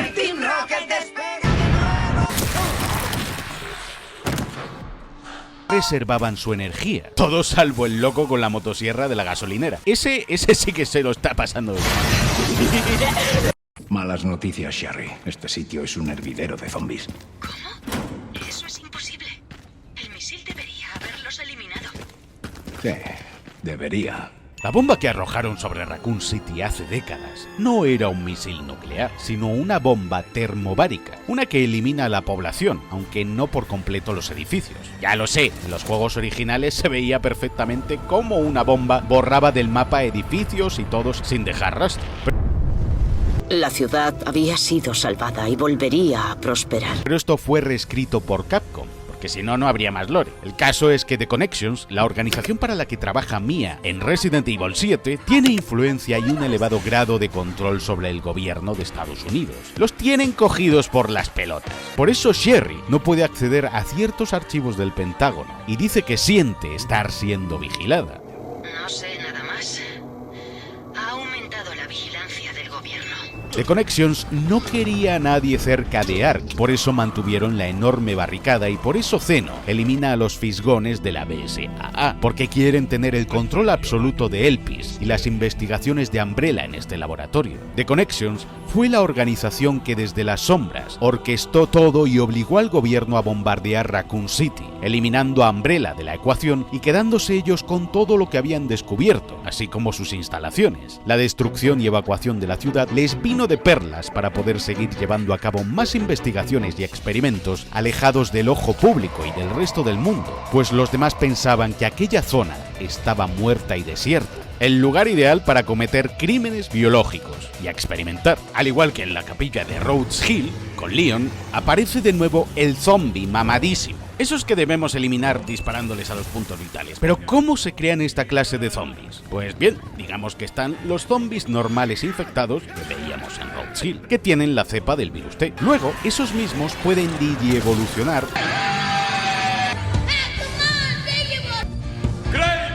a los zombies mutacéfalos cabezones. Y de los cabezones existe la pequeña posibilidad de que lleguen a evolucionar en este monstrenco, llamado el Blisterborn. Son zombies excepcionalmente raros, por eso en una partida normal solo veremos 2, como mucho, ya que son la mutación de la mutación de la mutación. Tienen el tumor de los mutacéfalos hipertrofiado y un huevo de dientes en la boca que crecen descontroladamente. Es solo que los tumores de esa fase de los mutacéfalos ahora rodean e invaden su cuerpo por completo, convirtiéndose en estas enormes masas amorfas. Tienen tantos tumores por dentro y fuera del cuerpo que sus órganos quedan a la vista, expuestos y envueltos en bolsas amnióticas de color naranja a las que debemos dispararles para matarlos. El problema no es solo acertarles, sino que al darle en estos puntos vitales, estos zombies liberan enormes nubes rojas de sangre contaminada, que al caer sobre los demás zombies normales, los transforma automáticamente en zombies mutacéfalos. Por eso en la capilla de Roach Hill o en el encuentro de ahora en Raccoon City aparecen tantos mutacéfalos de la nada, porque está contaminando a los normales. Es uno de los enemigos más difíciles del juego, no solo por su resistencia, sino porque puede digievolucionar a los zombies de su alrededor en cuestión de segundos. Y me parece uno de los mejores diseños de enemigos del juego. Continuando nuestra búsqueda de las piezas del detonador, al mirar por unos binoculares podemos ver un cartel del zoo de Raccoon City, el mismo que aparecía en Resident Evil Outbreak. No muy lejos de allí encontramos la gasolinera Stagla. No es el mismo lugar, pero sí la misma marca que aparecía en Resident Evil 3 y en Resident Evil 6. Para acceder a ella entramos caminando por encima de un camión con un depósito enorme, como al que Carlos disparaba para detener a Nemesis. Hay un congelador de helados de hierba verde, roja, amarilla y azul, las hierbas de la saga y el mismo congelador que aparecía al comienzo de Resident Evil 2 Remake. Sí, podemos meterle la escopeta en la boca a los zombies. En esta gasolinera, si cogemos la motosierra que deja uno de los zombies, al salir fuera cuando aparezca el zombie tarado que también lleva otra motosierra, si le hacemos parry o atacamos a la vez, tendremos el duelo más épico de motosierras de la puta historia. El duelo de motosierras de la gasolinera es un guiño a la pelea de Ethan contra Jack Baker en Resident Evil 7, pero el diseño de este personaje en concreto, con armadura y de carácter errático, parece estar inspirado en otros enemigos de la saga, como el Carrador, la Doncella de Hierro o las Hermanas Bella. Pero principalmente lo han basado en el zombie contra el que lucha Rick en The Walking Dead, aunque Leon dirá: déjame adivinar, eres el leñador del pueblo. Porque no ha olvidado al Dr. Salvador. El diseño de los zombies de Raccoon City, la ciudad, la fotografía y colores empleados en este nivel del juego son una mezcla de influencias de la serie de The Walking Dead, su cómic y The Last of Us, así como de las pelis live action de Resident Evil. Como el Wesker de Afterlife. Mira cómo esquiva, mira. No sé qué cojones pasó aquí, pero se me bugueó la maldita escopeta y la correa aparecía tiesa en la culata, rígida, como si llevase un superarma, y no se quitó hasta que volví a cargar partidas. Por la calle voy arrastrando el cipote y dejando tras de mí un rastro de virilidad. También encontraremos a zombies tumbados en el suelo que se hacen los muertos, así que si les disparamos, comprobaremos que solo estaban esperando a que pasemos y darnos un susto de cojones. Bueno, pues a seguir trabajando. Muchos de los carteles que vemos por el juego ahora son los mismos que había por todo Resident Evil 3 Remake, solo que ahora están hechos mierda y apenas se ven, pero la gran mayoría de ellos son guiños a la saga, parodias de pelis o incluso guiños a otros juegos de Capcom más antiguos. Como los buenos tiempos. La Torre Willis, el rascacielos al que vamos con Leon en ruinas, existe en la vida real, en Chicago, Illinois, aunque lo mejor de esta zona es romper los cristales bajo los zombies soldado de la BSA para que se caigan a través de las ventanas. Cuando lanzamos una granada, Leon, que es todo un caballero, avisará a los zombies. ¡Ahí va! ¡Qué galán! O como cuando bajamos la plataforma para bajar del rascacielos. Esperad al próximo. Al caer esta plataforma y llegar al fondo, Leon dirá: es mi día de suerte. Exactamente lo mismo que podía llegar a decir en Resident Evil 4 cuando era atacado por los ganados en el pueblo y aparecía el Dr. Salvador. O lo que decía en el 6. El amuleto de la BSAA está hecho específicamente para los rifles de francotirador, y además en los contenedores que abrimos también encontramos partes de un rifle de francotirador y un nuevo rifle que es Dios. Todo ello es una referencia a Pierce Nivans de Resident Evil 6, porque este era un francotirador del ejército muy talentoso antes de unirse a la BSAA. ¡Ay, no me duele! ¡Me quema! ¡Me lastima! Los zombies de la BSA también recuerdan que eran soldados y algunos aparecen disparando. En los apartamentos Cedarbrook, en la azotea, los zombies de la BSA harán llover misilacos sobre nosotros. ¿Por qué será que esto me recuerda a la parte del castillo Salazar en la que hacían llover catapultas sobre nosotros. Pero una vez los eliminemos, antes de salir de aquí, podemos baitear a los zombies que suben a la azotea para mordernos el culo y volver corriendo hasta cualquiera de los lanzamisiles que hay y bombardearlos nosotros ahora a ellos. Cuando consigas la manivela en los apartamentos y ya tengamos la última pieza del detonador, antes de irnos, regresa al garaje inundado, pues una de las compuertas que hay se podía abrir con esta misma manivela que conseguimos, derrotando a los últimos zombies de la zona para conseguir esos jugosos puntos y algo más de munición que nunca viene mal. Montamos el detonador, lo activamos, reventamos la barricada y usamos la moto que había en uno de los contenedores de la BSA para salir con nuestro papucho, al fin de aquí, y dirigirnos al centro del cráter donde estalló la bomba. Eso sí es de gángsters. The Gunsters. Pero no estamos solos. Aparece el maldito Victor Gideon en otra motocicleta junto a sus fieles sabuesos. Estos extraños perros gigantes, capaces de correr incluso más que la moto, aparecen también en el catálogo de Amazon de Umbrella que luego vemos en Ark. Son denominados Garmer y cuestan $30 millones cada uno. Son los Cerberus, los perros zombies de toda la vida que ha habido en la saga desde Resident Evil 1 y que nos daban microinfartos saltando por las ventanas y que su nueva versión mutada nos persiga ahora por la carretera a toda velocidad mientras vamos en una moto. Ahora sí que es un vividor, follador. Es un homenaje a la misma persecución en moto que Leon tenía en la peli de Vendetta contra dos Cerberus. Durante la persecución en moto de Leon vemos un cartel que al pasar en inglés reza Learn to steer, aprende a conducir. Gracias, capo. No tengo el carnet de moto. O Leon puede decir una cita de Dante en Devil May Cry 3. Aunque también había una persecución en moto en Resident Evil 6 con Jake y Sherry. Tras cebarnos a tiros con ellos, con Gideon y unas cuantas frases épicas de Leon, tan directa no era la ruta. Así como saltar un rascacielos entero montado en su moto al más puro estilo Toretto en Fast and Furious con el poder de la familia. ¿Nunca te lavas los dientes? Leon se enfrenta en un duelo de samuráis motoristas al Dr. Gideon. Obviamente lo hacemos caer junto con su moto, explotando después de dispararle al depósito. Que se joda la cerda. Antes de llegar a la comisaría de Raccoon City, si damos una vuelta encontramos un enorme camión cisterna tirado sobre la carretera que nos impide el paso, y al lado una tienda llamada Arukas, en referencia a un personaje de Street Fighter, al revés, Sakura. Este es el mismo camión cisterna que nos impedía llegar hasta la comisaría de Raccoon City y la misma tienda ahora destrozada, así como el coche patrulla en el que llegaron Claire y Leon por primera vez, tirado también. Debemos seguir el mismo camino a la comisaría por el callejón, y tiene hasta los mismos míticos grafitis de la pared. Y así Leon regresa al fin al lugar donde todo empezó.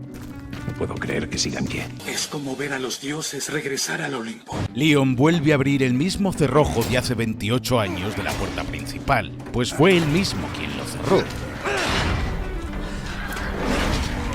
Aunque no debería estar abierto por Hank. Y al entrar, los recuerdos lo abordan por completo a Leon, con el trauma de lo que sucedió aquel fatídico día. Lo que se escucha cuando a Leon le asaltan todos esos recuerdos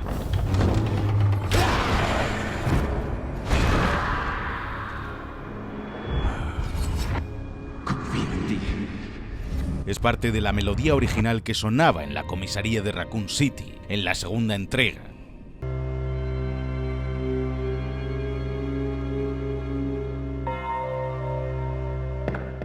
Y la música que resuena durante toda esta zona incluye fragmentos de ese mismo mítico tema.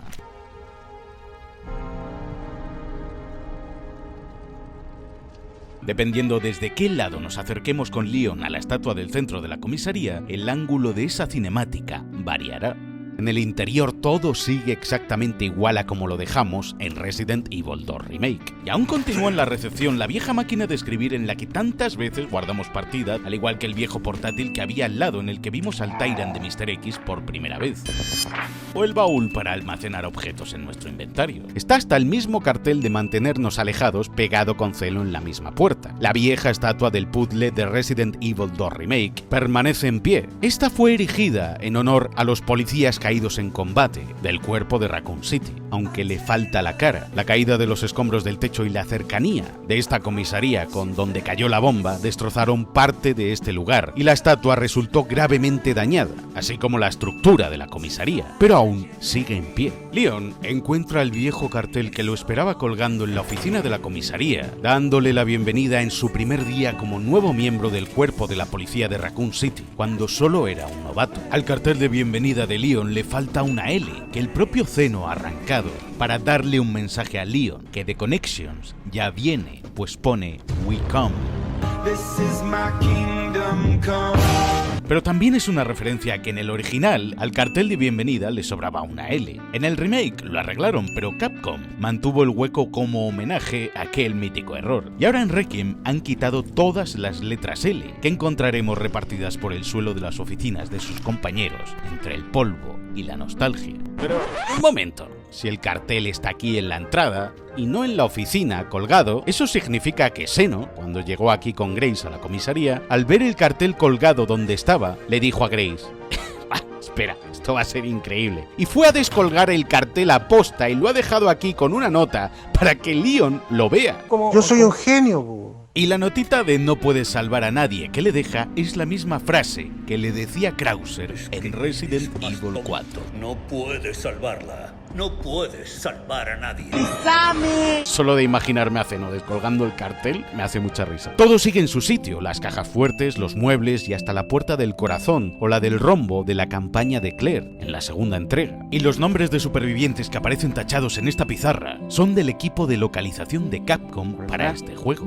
En las oficinas, sobre el escritorio de Marvin, el poli que trataba de ayudarnos en Resident Evil 2, encontramos las instrucciones que este había dejado para la fiesta sorpresa que nos habían preparado todos los demás compañeros de Leon en su primer día de trabajo. Y si examinamos su placa, Leon dice: Oiga, lugarteniente Branagh, aquí Kennedy. A la orden. Rayos, comenzó a llover. No, señor. No está lloviendo. Claro que sí.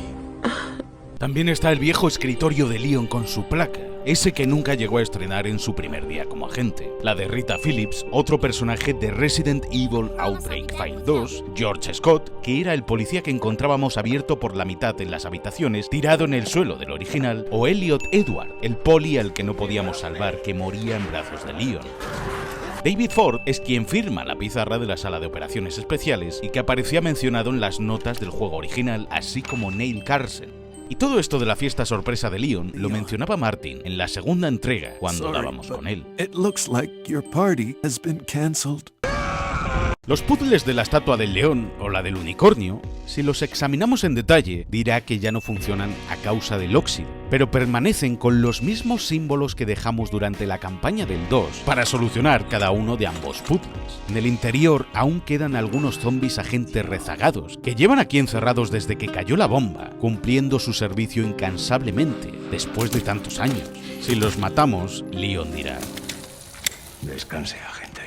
Dándoles el descanso que tanto merecen los compañeros a los que nunca pudo salvar. Hasta sigue en pie el mismo busto del policía en honor a aquellos que sirvieron al cuerpo de Raccoon City. En el ala donde hay más escombros encontramos los restos de un esqueleto sentado contra la pared al que le falta la mandíbula inferior, que son los mismos restos mortales del policía zombie que encontrábamos en la run de Leon en Resident Evil 2 Remake. El zombie abrazado a la máquina expendedora es una referencia al que golpeaba la misma máquina hace años en el 2 Remake. También continúa colgado el cartel de la oficina de los Stars, así como las esposas que había fuera. Y dentro, en el despacho de Wesker, continúa la foto del escuadrón Stars original, y Leon hará un comentario al respecto.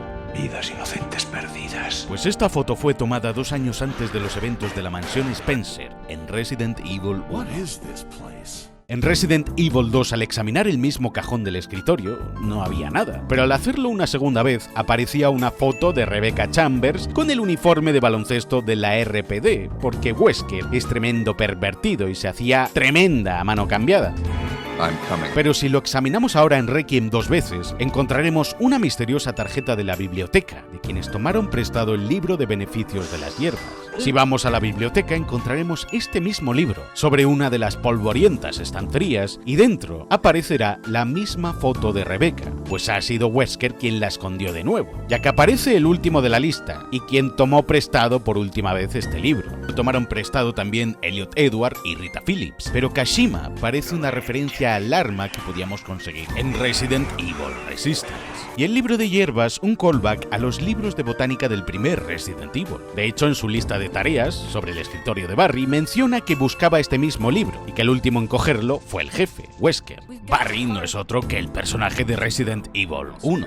Y la nueva recluta de la que habla en su nota es Rebecca Chambers, ya que Leon no era un STARS, por eso ella aún no aparece en la foto conjunta del despacho de Wesker. La foto de Rebecca nos da la pista de que la clave para abrir el maletín que hay en la misma oficina es RRR, y al abrirlo conseguiremos un amuleto que es una réplica de las míticas gafas de sol negras de Wesker, llamado amuleto de ambición desmedida, que mejora la penetración de Requiem. Al examinar el escritorio de Jill encontramos su vieja boina, la misma que usaba en Resident Evil 1, llena de polvo, mierda, y también podremos examinar la mítica foto de su querido perrito. La chaqueta de cuero que hay colgada de Made in Heaven pertenece a Chris Redfield y era un traje alternativo que podía llevar en la versión Director's Cut del Resident Evil 1 y con el mismo título que comparte con la chaqueta de su hermana Claire Redfield en Resident Evil 2, en honor al álbum de la banda Queen.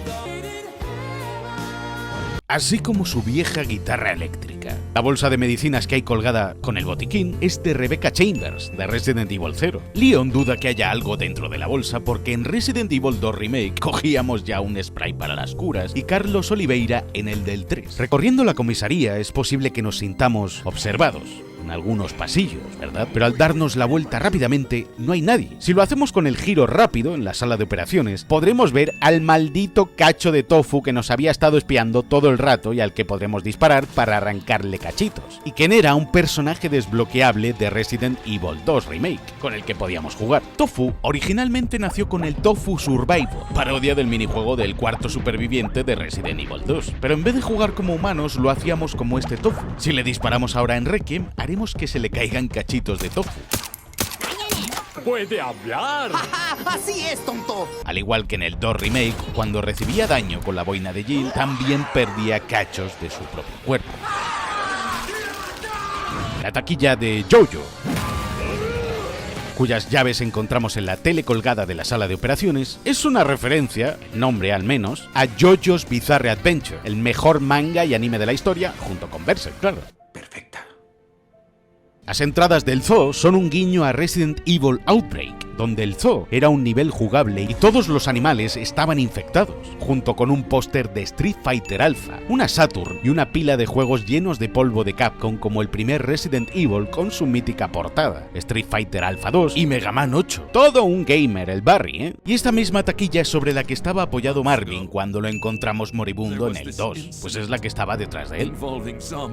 En otra taquilla también hay pegatinas de una hierba verde más otros ítems que también aparecían en el apartamento de Jill en Resident Evil 3 Remake, así como el póster de Big E del mismo juego y que al mismo tiempo homenajeaba al que había en el original, por no hablar del gato hidráulico, que es el mismo que usábamos para abrir las puertas. En la biblioteca todo sigue igual y hasta las estanterías que podíamos mover con Claire siguen en la misma posición tal y como las dejamos durante su campaña. El amuleto del osito que podemos conseguir es un guiño directo al llavero del osito de las llaves de la moto acuática que nos lanzaba nuestra querida waifu Ada Wong al final de Resident Evil 4 para que escapásemos con Ashley. Pero finalmente, tras todo este viaje de nostalgia y golpes directos a los feelings, Leon llega hasta donde está Seno, que le está mostrando la verdad a Grace, que las niñas como Emily con el pelo blanco son solo copias creadas para tratar de replicar a Grace, experimentos fallidos, y que la bomba de Raccoon City fue para que nadie más robara Elpis y The Connections pudiese quedarse con todo. Durante el flashback conocemos a Chloe, un clon de Grace la noche en la que las demás niñas se salieron de control en 1990. Y comenzaron a atacar a los cuidadores del centro. Chloe aún conserva su color de ojos, similar similar al de Grace y no tiene cataratas, por lo que aún no habían experimentado con ella del todo. En la habitación hay un cuadro en blanco y negro de los doctores con un grupo de niñas de pelo blanco y todas son exactamente iguales. Conocemos todos vuestros secretos. Sí, lo de las niñas clonadas y los ojos que brillan es un guiño al pueblo de los malditos. Llevan intentando recrear a Grace desde los 90. Las niñas malvadas tienen cicatrices en la cabeza, operaciones quirúrgicas a las que eran sometidas para tratar de descubrir cómo trasladar la conciencia y pensamientos de un ser humano a otro. Trasladar sus recuerdos y memoria era algo con lo que Spencer estaba obsesionado, tal y como muestran las notas que luego encuentra Chloe en el laboratorio de Ark. Las niñas tienen los ojos rojos y han perdido el control por completo, solo quieren matar. Y si dejamos que nos atrapen, podremos ver cómo una de estas niñas coge a Chloe y le parte el cuello. Al final del flashback, cuando atrapan a Chloe, el científico dice: también tiene síntomas. Hay que eliminarla. O sea que Chloe también había empezado a mutar como las demás niñas, y por eso fue eliminada. Ya en Ark, durante el flashback, confirmamos que la serie 60 es a la que pertenecen las niñas malvadas con los ojos rojos, que nos persiguen a causa del plasma de Spencer, que son 5, más luego las que despiertan en la capilla, encerradas en los ataúdes, que ya habían muerto y que se han regenerado y resucitan, conforman las 10 de la serie 60 hasta la 70 a la que pertenece Chloe. Chloe se juega igual que Sherry y las llaves de la escotilla son las mismas que Sherry. Cogía al jefe Irons en el 2. Pero, hey, no hace falta que esperes a que todas las niñas locas suban la escalera por completo para poder salir de debajo de la mesa y avanzar. No nos verán igualmente. También encontramos una casita de muñecas con 4 osos alineados recreando la intro de Resident Evil 1. Los 4 osos son los 4 miembros de STARS que se refugiaban en la mansión Spencer. Y justo al lado hay un tren, en referencia al tren de Resident Evil 0, el Ecliptic Express de Umbrella. En una tele vemos una foto de Spencer en una visita de 1987, junto a las niñas. Así como un diario de un investigador nuevo que parece tremendamente emocionado por poder experimentar con las niñas, el cual perfectamente podría ser Victor Gideon en su juventud, cuando llegó aquí por primera vez, dada su admiración a Oswald Spencer mostrada en este diario. Y los bebés, los fetos que vemos en las bolas de la incubadora son todo clones de Grace, los mismos que cubren por completo luego la sala de Pandora al final, las bolas amarillas esas, donde nos enfrentamos a Xeno en Ark en el presente, pues el orfanato era la entrada secreta y que conectaba con este laboratorio. ¿Yo fui creada artificialmente? Correcto. Error. Xeno piensa que Grace es la creación definitiva de Spencer y la clave para liberar Elpis y todo eso, pero Grace es solo una niña adoptada normal. Grace sufre un shock de cojones al tratar de procesar todo esto. Y Leon decide intervenir. El Wesker de Hacendado esquiva igual que el original en Resident Evil 5. Por el culo te la hinco. Pero no sabe farmear aura. Y lo que dice... Lo siento. Soy gay. Pero no tengo tiempo para esto. Es parecido a lo que decía Wesker en la quinta entrega. Aunque el actor de voz de Xeno es el mismo que le pone voz a Albert Wesker en Resident Evil 4 Remake, Craig Burnatowski. Vengo a hablar de los negros. Pero entonces aparece un viejo amiguito de Leon. ¿Qué carajo es eso? La entrada que hace Mr. Twitter por el techo es la misma que hacía en el juego original de Resident Evil 2. Mr. X conserva un transmisor en su cabeza, con el que es controlado. Siente la esencia. Aunque ya no tiene el logo de Umbrella, sino el de Connections. Leon parrea el primer ataque, pero el segundo puñetazo se lo come. Al huir de Mr. X, arriba encontramos una base de color rojo de Mr. Raccoon, que es el diseño que tenían las bases de estos coleccionables en Resident Evil 2 Remake. Cuidado, porque Mr. X tratará de atravesarnos con el helicóptero que se estampó aquí hace años y nos puede llegar a reventar. Si le disparamos con Requiem, no lo mataremos, pero sí que tendrá que recuperarse del enorme daño que hace este arma, y lo ralentizaremos unos segundos. Eso tuvo que doler. El pelo de Leon al comienzo del juego estaba más limpio, como si hubiese usado champú y se acabase de duchar. ¡Bella! ¡Estoy buenorro! Pero en Raccoon City lo tiene sucio y lleno de mierda hasta el final del juego. ¿Bromeas? Al huir del Tyrant, debemos marearle en la parte trasera de la oficina del jefe Irons, donde nos sigue esperando la misma enorme estatua de un oso disecado, pues este personaje estaba obsesionado con la taxidermia. Podemos abandonar la comisaría, pero antes de continuar, se puede bajar al garaje, donde hay varios zombies de la BSAA, indicando que lograron llegar hasta aquí. Frente a la comisaría, se erige aún la mítica tienda de armas de Robert Kendo, a la que íbamos en Resident Evil 2 y en el remake. Sigue todo igual. Pero a Leon le asaltan los recuerdos de cómo no pudo salvarlo a él ni a su hija Emma, pues Kendo se encerró con ella en la trastienda y la mató con la misma escopeta que encontramos aquí en el presente. Y estará vacía y sin balas, pues Kendo la usó esa trágica noche. Pues de ambos son los restos que Leon encuentra en esta habitación. Hoy es noche de Free Fire. No conozco a nadie. Además, también es un guiño a cómo podíamos coger su escopeta también en el original tras el ataque de los zombies para defendernos. Esta es la puerta cerrada tras la que la historia continúa 28 años después, destrozando al Leon del presente, con toda esa culpabilidad que lo reconcome desde aquella noche. Lo siento mucho. En la edición deluxe podemos encontrar unas cartas perdidas de la hija de Marvin por varios puntos de Raccoon City. Se llama Meryl y justo en la tienda de Kendo aparecerán un par de zapatos de la niña junto a un llavero de la RPD que Marvin le dio a su hija. Estos zapatos colocados indican que la niña seguramente se los quitó antes de saltar al vacío. Siento no haber llegado. Pues ya era demasiado tarde. Y el oficial al que menciona la niña en las cartas es George Scott, el poli muerto de los dormitorios.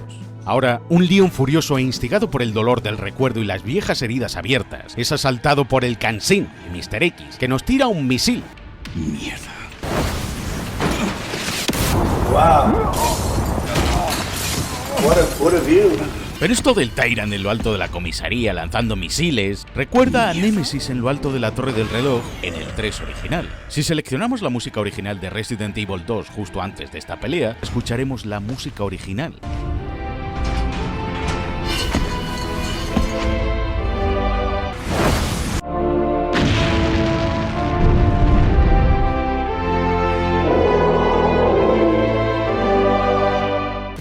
Wombo combo que le hace el Tyrant a Leon es el mismo que le hacían en la peli de Damnation. Aunque esta pelea en el parking se parece mucho a la que tenía Ada con el Tyrant en Umbrella Chronicles. Pero si dejamos que Mr. X nos agarre y nos mate, lo hará igual que en Resident Evil 2 Remake. Tras hacer explotar el que él sujeta, Mr. X comenzará a mutar exageradamente hasta convertirse en un Super Tyrant, asemejándose bastante al concepto y al diseño original del que enfrentábamos al final del 2. Pero este Tyrant no es un clon de Mr. X, es una versión nueva y actualizada, tal y como revela el catálogo de ARC, un sucesor del mismo programa de Tyrants que concibió a los originales, a partir del código genético del T-103, que conocimos en Resident Evil 2. Lo que enfrentamos aquí es la nueva generación de Tyrants, producidos en masa por The Connection, para su futura venta. Tiene un color azul más pitufo y los ojos inyectados en sangre. La mejora realmente está en su inteligencia, no solo nos persigue, deja de hacerlo para adelantarnos y esperar a que salgamos de la comisaría, lanzándonos un maldito misil. Así que ahora también puede usar armas y emplear tácticas como esta. Pero la pelea con el Mr. X de Hacendado no solo es fácil, sino que es una sobrada. Como Leon se ceba con este carro. Quien quiera que sea este verso va a conocer a Walala. ¡Lo voy a matar! ¡Guau! Demostrando que ya no es ningún niñato, ni ningún novato, ni tiene por qué huir más de él. Debería ser el Tyrant el que tendría que estar corriendo ahora mismo. Le mofamos, le podemos hacer parries, esquivar, humillar. ¡Muérete ya, hijo de puta!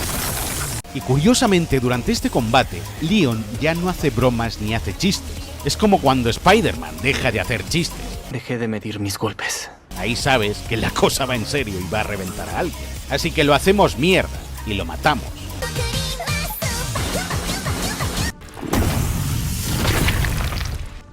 Te pararé las veces que haga falta. En la cancha de baloncesto de al lado encontramos una cabeza enorme tirada en el suelo. Es la de Mr. Charlie, los coleccionables que debíamos destruir en Resident Evil 3 Remake. Si pateamos la cabeza de Charlie, a través del aro escucharemos un ruido extraño. Pues pues es parte del puzzle del final. Y la enorme cabeza que coronaba la tienda de juguetes Toy Uncle, a la que íbamos en el mismo juego, y que caía rodando persiguiendo a Jill. En el orfanato de Raccoon City apenas queda ya nada en pie, por lo que debemos descender a través del metro hasta llegar al cráter, pero justo antes de la puerta giratoria leemos un pequeño graffiti en morado: Tsubaki was here. Tsubaki significa camelia en japonés, una flor, un adelanto de que es la planta 43 quien por poco nos matará ahora en los vagones de metro, y a la que estamos a punto de enfrentarnos en las profundidades de Raccoon City. Creo que esta es mi parada. Al descender en rappel hacia el abismo, la cantidad de raíces que envuelven el cráter nos hacen ver la verdadera magnitud que alcanzó esta endiablada planta, una de las criaturas más grandes de toda la franquicia, me atrevería a decir. Debe su nombre a la planta 43 de Resident Evil 2 y al germen que hizo brotar esta nueva versión y que se encontró a partir de una infección vegetal cerca de las montañas Arklay, es decir, a la planta 42 que había en la mansión Spencer de Resident Evil 1 y que ha originado esta, por eso es la número 43. Solo que al traerla hasta Ark para experimentar con ella, hubo un incidente durante su transporte, siendo liberada aquí en el cráter, donde empezó a crecer y a mutar de forma descontrolada al entrar en contacto con la naturaleza contaminada de Raccoon City, similar a la enorme araña que encontrábamos al comienzo. Y es tan grande que debemos recorrer toda esta zona excavada por sus raíces, ir matando sus tubérculos que nos atacan por el camino, recuerdan también a los bichos planta que nos daban por el c*** en el laboratorio del 2, y luego enfrentarnos a ella. Pero a ver, no deja de ser una planta de mierda que vamos a matar a tiros y que haremos arder. La planta 43, el boss en sí, me recordó ligeramente a la forma de Salazar en Resident Evil 4. Leon abre las puertas del laboratorio de Umbrella, Ark, y en el interior, nada más entrar, hay unos barriles con el logo de Trace, la megacorporación farmacéutica a la que nos enfrentábamos en Resident Evil 5, fundada por la familia Travis, colaborando con Wesker y Excella Guione para crear el virus Uroboros. Un guiño a que el próximo remake de Capcom va a ser el 5. Hay una caja de HCF justo al lado del barril de Trace. La HCF es la unidad privada de operaciones especiales dirigida por Albert Wesker de la compañía rival de Umbrella, la organización, durante los eventos de Code Verónica. Por eso Leon dice: veo un almacén con los mismos logos de siempre. ¡Tú otra vez no! Dentro del pasillo, que hay con luces ultravioleta y lo que nos rocían, que parece gas, es para descontaminarnos antes de entrar al laboratorio y sus instalaciones. Lo que Leon encuentra en el monitor de la pared es un informe del estado de NOAA, que es como se llama el sistema de seguridad que opera en este enorme laboratorio llamado Ark, es decir, el Arca. NOAA es el nombre inglés de Noé en la Biblia. ¡Jesucristo, te quiero, nene! Y este laboratorio un símil con el Arca del Diluvio, pues solo ya el interior de su puerta nos adelantaba las colosales dimensiones de estas instalaciones. Un laboratorio que sobrevivió al cataclismo de Raccoon City. ¡No puedes matarme! Un símil con el diluvio universal, y en cuyo interior no hay un animal de cada pareja, pero sí crearon y mejoraron más criaturas míticas de Umbrella, como los Lickers que nos reciben. Pero estos nuevos Lickers no son como los que conocimos en Resident Evil 2. Los de la segunda entrega eran una evolución natural, zombies digievolucionados que habían ingerido demasiada biomasa y se habían convertido en estas aberraciones. Pero estos nuevos Lickers de Ark han sido creados artificialmente por The Connection. Lograron replicar esa extraña mutación que originaba a un Licker con la cepa del virus T. Por eso se llaman Lickers Beta 2. Son una versión manufacturada y creada, y ligeramente más grandes, con una lengua mucho más afilada y garras más grandes. Pero vamos, que comen plomo igual y mueren igual. Con el añadido de que ahora podemos cortarles la lengua con nuestro hacha si lo timeamos de forma perfecta el parry, con su afilada sin hueso. Pero si somos lo suficientemente sigilosos, Le sigue la pista y le pilla con las manos en la masa. podremos cargarnos a uno de estos de forma silenciosa. ¡Hala! 14 millones de Licker a la mierda. ¿No saben cuánto he sacrificado? Al llegar a la zona de cámaras en las pantallas, Leon ve dónde están Grace y Zeno, la sala donde Elpis está siendo contenido. Una sala llamada Pandora. Cualquiera que adore la mitología griega y a Kratos ya lo habrá pillado. En God of War 3 y en los mitos, la caja de Pandora que abría Kratos para derrotar a Ares liberaba todos los males del mundo: el miedo, la ira, la soberbia, la envidia, la lujuria. Pero en la caja quedaba encerrada una única cosa buena: la esperanza. Al igual que en Ark, en esta misma sala que emula esa misma caja de Pandora de los mitos, ahora queda encerrado el último virus que creó Oswald Spencer, Elpis, la diosa esperanza, como en los mitos griegos. Y ahí viene la esperanza, joder.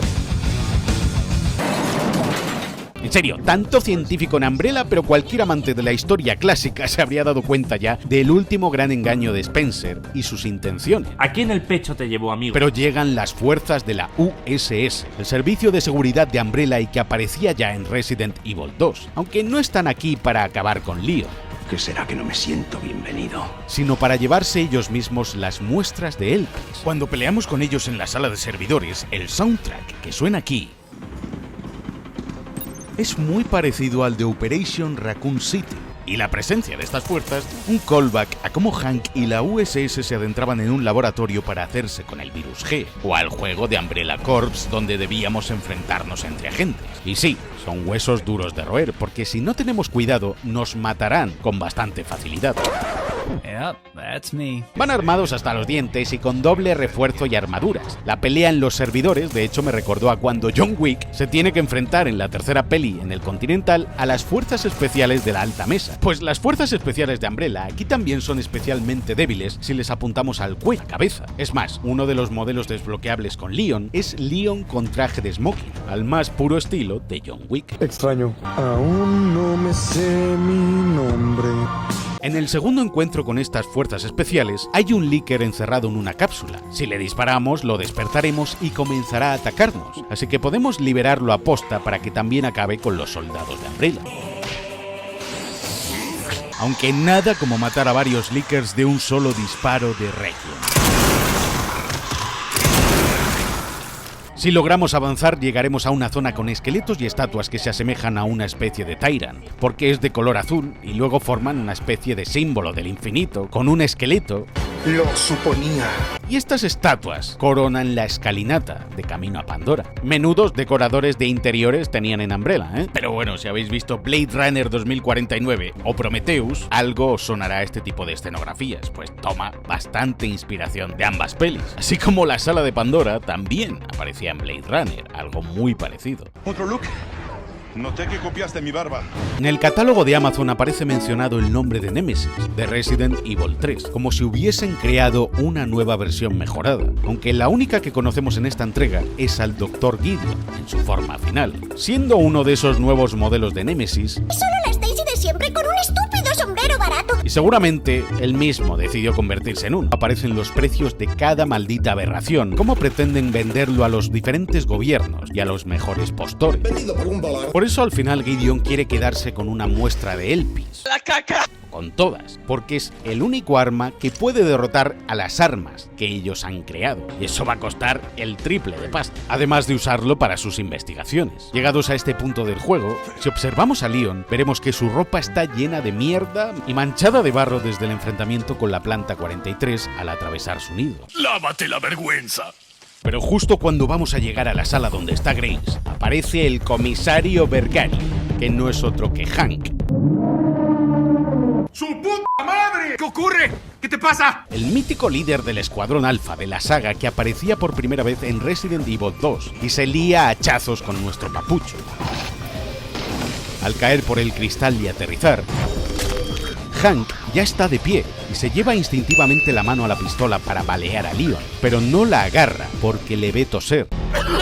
Decide darle un duelo justo cuerpo a cuerpo con su hacha porque lo respeta. Y es que poco antes de acabar con Hank, vemos que ya no tiene guante y se aprecia que tiene las mismas manchas negras de la maldición de Umbrella que tiene Leon. O sea que Hank, al ver que Leon también está infectado como él y saber que ha llegado tan lejos en un estado tan deplorable, lo respeta, lo reconoce y lo ve como a un igual, como a un guerrero. Por eso no usa armas de fuego durante su combate. Un duelo a muerte con hachas. Y similar al que manteníamos con Krauser en el 4, que será con cuchillo. Ah, pero eso no significa que yo no te vaya a disparar, perro. Si le disparamos, Hank esquiva la mayoría de tiros o corre a detenernos con su hacha y enfrentarnos cuerpo a cuerpo. un modo constante del juego de decirnos, échale huevos y mátalo a Parris como un hombre, cobarde. Los hombres, hacer cosas de hombres. Si nos dejamos ejecutar por Hank, nos reventará el cuello, y la pose y el movimiento que hace para hacer este finisher con Leon es igual a la que hacía Hank en los anteriores juegos. Los cortes que nos hacen el cuerpo son visibles durante la pelea. Por fin nos vemos. El otro arma que usa Hank en su mano derecha es un cuchillo Karambit, un arma tradicional de las fuerzas del oeste de Padang, en Indonesia.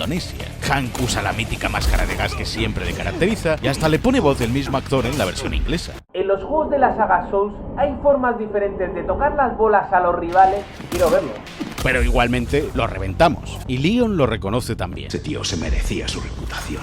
Pero si nos vamos y regresamos, su cuerpo desaparece. ¿Dónde está el negro? En las dificultades más altas, nos atacan 3 guardias después de pelear con Hank. Sus cuerpos no desaparecen, siendo el de Hank el único que parece seguir vivo, aunque lo hayamos matado. ¡Aprovechamos! ¿Hay alguien aquí con vida? Pues Hank es la muerte, no puede morir, ya que sus siglas significan Unidad Humana Inmatable. Debes de ser el nuevo tipo Delta. Si examinamos el filo mortal, el hacha que Hank deja, reza que es un arma de muerte, y a Hank se le conoce como el Grim Reaper. Por eso este hacha es más recurvado en su hoja, para recrear la hoz de una guadaña, como la que porta la parca. Si examinamos su modelo en la galería, veremos que lleva par de rotuladores en la parte de atrás y un amuleto colgado en la parte de delante del pantalón, que parecen cartuchos de dinamita. Pues este es el mismo amuleto que lleva colgado el soldado al final en la escena postcréditos, por lo que podría ser Hank de nuevo. Finalmente llegamos a la sala de Pandora, donde Grace y Zeno discuten sobre Elpis. En Madrid hay 84 hospitales, 48... Leon se enfrenta al Wesker de Hacendado, pero madre mía, no somos el único con un pistolón en este juego, ¿eh? La pistola de Zeno es una exageración ficticia de un arma que existe en la vida real, la Thompson Arms Contender, solo que con un cañón mucho más largo y capaz de disparar munición de gran calibre. Por eso revienta tanto. Zeno esquiva las balas al igual que hacía Wesker en otras entregas de la saga, pero nunca serás como él. Leon la lía como siempre y conseguimos llegar al vertedero de Ar, donde se desploma, agotado, ya que la maldición de Umbrella hace de las suyas, y Leon se encuentra ya en la fase terminal. La maldición de Umbrella se ha extendido por todo su cuerpo, hasta por el rostro de nuestro papucho. Lo que dice Leon es justo lo que decía Ada en el 4. So kind of you to keep our friends busy. Y esto es lo mismo que le contestaba a Ashley tras extraerse el parásito de las plagas con la máquina extractora en el mismo juego, levantando el pulgar justo como hacía Rebecca Chambers. Cuando Leon habla sobre por qué hace lo que hace, porque no pude hacer nada. No podemos con Zeno. Se escucha de fondo música de la segunda entrega, lo que Grace le dice para acompañarle. Voy contigo. De eso nada. No quiero volver a arrepentirme. Cueste lo que cueste, voy contigo. Es justo lo que él mismo le decía a Ada. Whatever it takes to save this city. Count me in. Por eso deja que Grace lo acompañe. Así que nos toca jugar con Grace para poder abrir el camino a nuestro papucho levantando la grúa. Solo que ahora debemos enfrentarnos con ella a los Lickers y a los diferentes peligros del laboratorio. Cuando Grace ve un Licker por primera vez, esta es su reacción.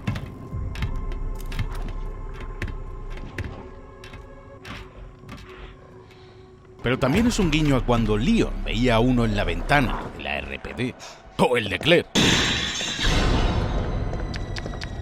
O estos extraños zombies albinos. Estos zombies son diferentes a los que vimos en Rhodes Hill, y su propósito nunca queda definido del todo. Podemos asumir que son zombies de Raccoon City a los que The Connections ha cogido para además infectarlos con la nueva cepa del virus T mutada, y ver qué progresos hacen en sus cuerpos, resultando en estos zombies blancos con deformidades tan grotescos que dedican por completo al estudio y testeo de nuevos virus, cepas y mutaciones. Por eso siempre los vemos sobre camillas o en cápsulas. Son sujetos de estudio, pero nada como quemar a un Licker con un cóctel molotov.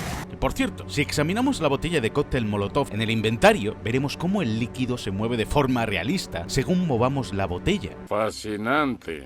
Los orbes rojo y blanco que debemos conseguir para abrir la puerta de Umbrella tienen logo de Umbrella en ellos.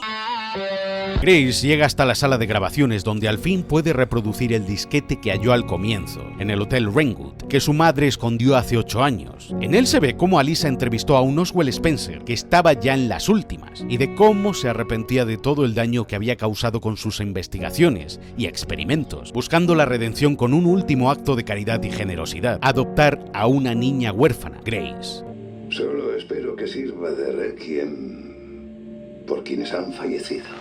Así que Grace es ese requiem que da título a esta entrega. Proviene del latín requies, que significa descanso. Una misa de difuntos se emplea para honrar la memoria de los muertos y desearles descanso eterno. Descanso que hallarán a través de Grace cuando ésta libere a Elpis. Grace ve por las cámaras a Leon muriéndose poco a poco frente a las puertas de Pandora y decide ir a socorrerlo. De camino atravesamos el despacho de Oswald Spencer en Ark, donde las paredes blancas se ven sustituidas por paredes de madera, como si este hubiese querido recrear la comodidad e interiores de su mansión en el primer juego. Junto a la chimenea hay un cuadro de una mujer de espaldas con una niña en brazos. La letra M, grabada en blanco, delata que es la madre Miranda de Resident Evil 8, con su hija Eva aún en brazos, antes de que la niña muriese por culpa de la gripe española. Una representación en el lienzo de cómo esta de algún modo sigue viva junto a su hija, o un modo de recordarla cuando aún era feliz. Y un indicativo de lo importante que esta mujer fue para Spencer en su vida. La quiero, la amo. Hasta el punto de que este terminó queriendo adoptar también a una hija, Grace, y junto a su escritorio la vieja silla de ruedas del fundador de Umbrella, ahora vacía. También parece llevar el mismo modulador de señal en un lado, que es el que usábamos en Resident Evil 2, y la llave maestra que hay en Ark es clavadita a la que cogíamos en Resident Evil 2 también. La carta que hay es de Patrick, el mayordomo, que filtraba su localización a Wesker en el Resident Evil 5, donde lo acaba matando.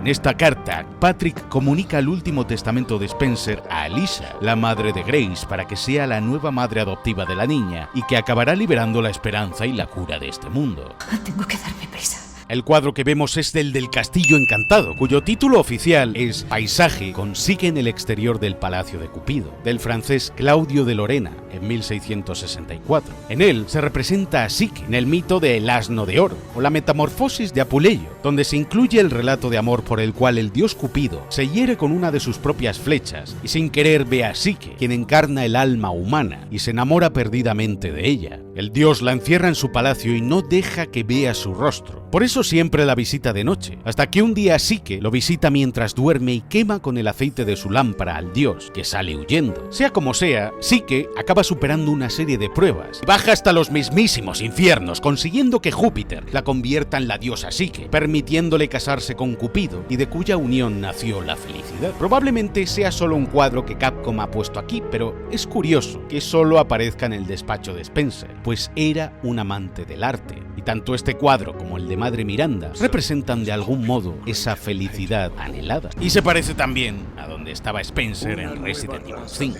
Cuando Grace encuentra a Leon frente a las puertas de Pandora, dice: estaba descansando.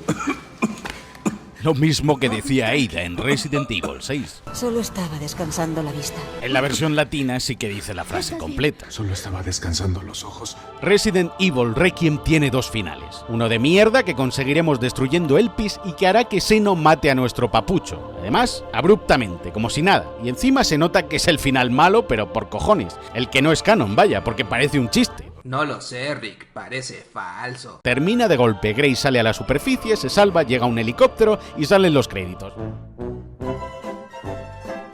Por eso el final bueno es liberar a Elpis, introduciendo la palabra esperanza en el terminal de Pandora, la misma contraseña que usábamos en Resident Evil Outbreak.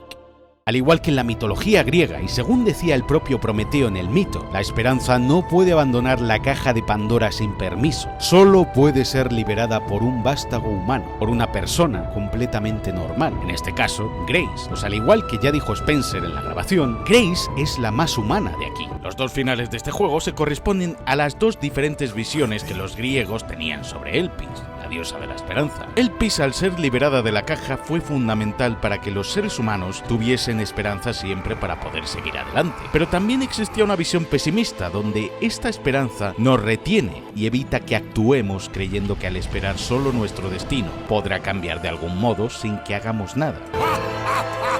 Gideon y Zeno están infectados hasta las tetas. Y Leon ya ha visto demasiada mierda y está demasiado cegado por el odio hacia Umbrella y lo que pasó.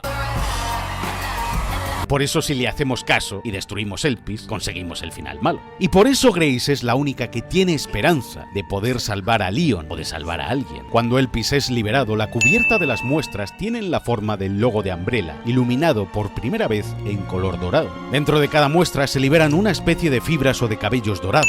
Eso es Elpis. El bobo de Zeno se inyecta a Elpis creyendo que es el virus definitivo, que se va a convertir en Goku Super Saiyan 3 y tan solo recupera la normalidad y pierde todos sus poderes. ¡Estúpido! Las manchas negras de su cara, síntomas de la maldición de Umbrella, desaparecen inmediatamente. Power Serum Antiedad 2 en 1. Elpis es la antiviral definitiva y el último gran que os jodan de Spencer para tratar de reparar todo el daño que causó. Curará cualquier virus, cualquier cepa o infección, sanando a quien reciba una dosis. Pero en serio, Elpis... Reaparece Gideon tras perder un brazo al caer con la moto. Pero por favor, caballeros, permítanme ilustrarles con lo bien que queda el accidente de Gideon con este meme, demostrando que Capcom es shitposter profesional. Estábamos tomando tranquilamente ahí en la jurisdicción de su tío. Y yo le dije justamente, vamos a irnos a casa y yo le dije, ya ella hora para ir a descansar, le dije, mañana es día laboral. Y justamente el personaje me dijo, vamos a irnos, pero vamos a irnos como yo quiero, me dijo. Y comenzó a acelerar y vino a toda velocidad y es un poco trambólico y voló, me hizo volar. Yo volé de él, pero acá por la arbolada se reventó todo y su moto se fue a la puta. Y yo, gracias a Dios, estoy bien. Spencer nos desafió y pagó por ello con su vida. Vale, o sea que The Connections ya estaba por aquí cuando Wesker dio Material al viejo. No sabemos cómo ni cuándo, pero eso significa la silla vacía.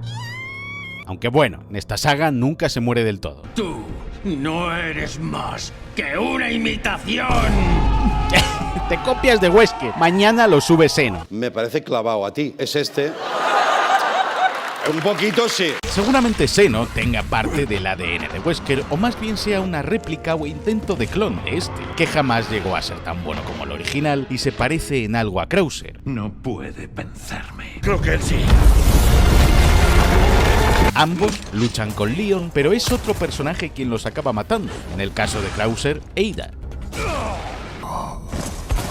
That's a large thing you have there. But I don't like it when men play rough. Y en el de Zeno, Gideon.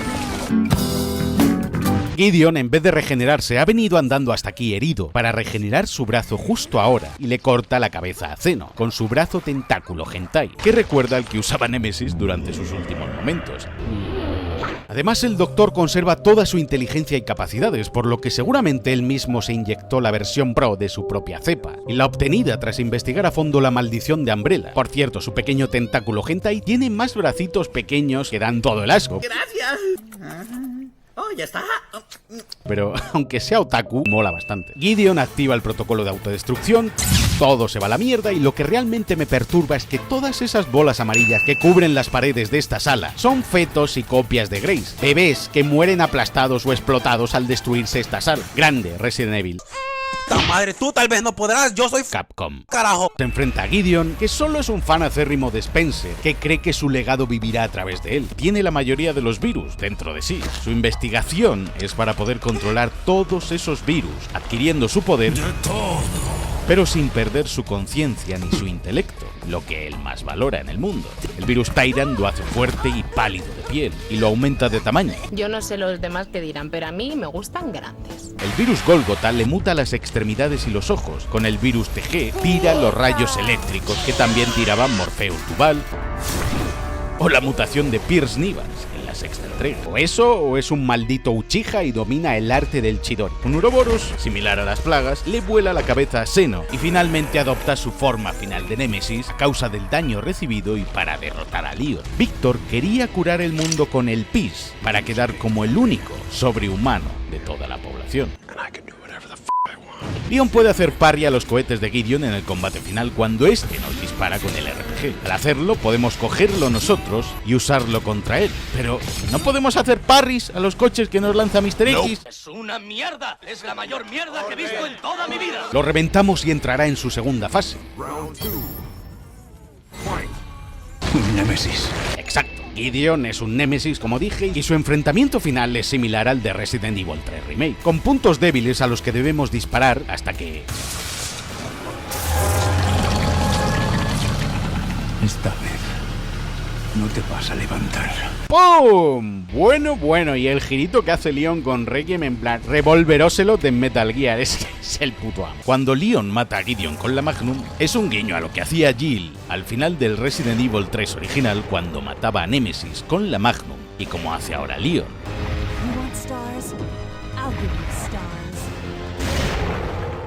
Leon finalmente logra salvar a Grace y ambos son rescatados por la BSA, por el mismo Wolfhound, el equipo de Chris Redfield, y que nos acompañaba al final de Resident Evil 8 durante el asalto a la Aldea de las Sombras, cuando éramos Chris Redfield. Cuando desciende el escuadrón Wolfhound para rescatarnos de las ruinas de Ark, al final podemos escuchar el épico tema de Chris Redfield, extenso a la villa, y que sonaba durante su parte jugable también al final.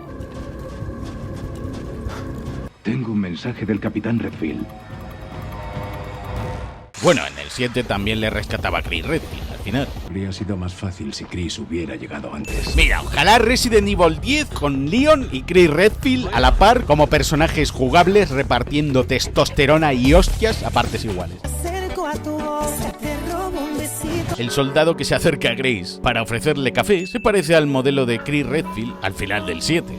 ¿Me perdona? Pero en realidad su modelo es de un NPC que sale en la oficina al comienzo. ¿Qué haces aquí, Fred? Pero no hemos salvado a Emily. No disparé a ningún órgano vital. Quizá podamos salvarla. Claro que sí, campeón. Si tú lo dices, guapo, yo te creo. Y Leon usa su mejor arma de seducción: la sonrisa de Roblox.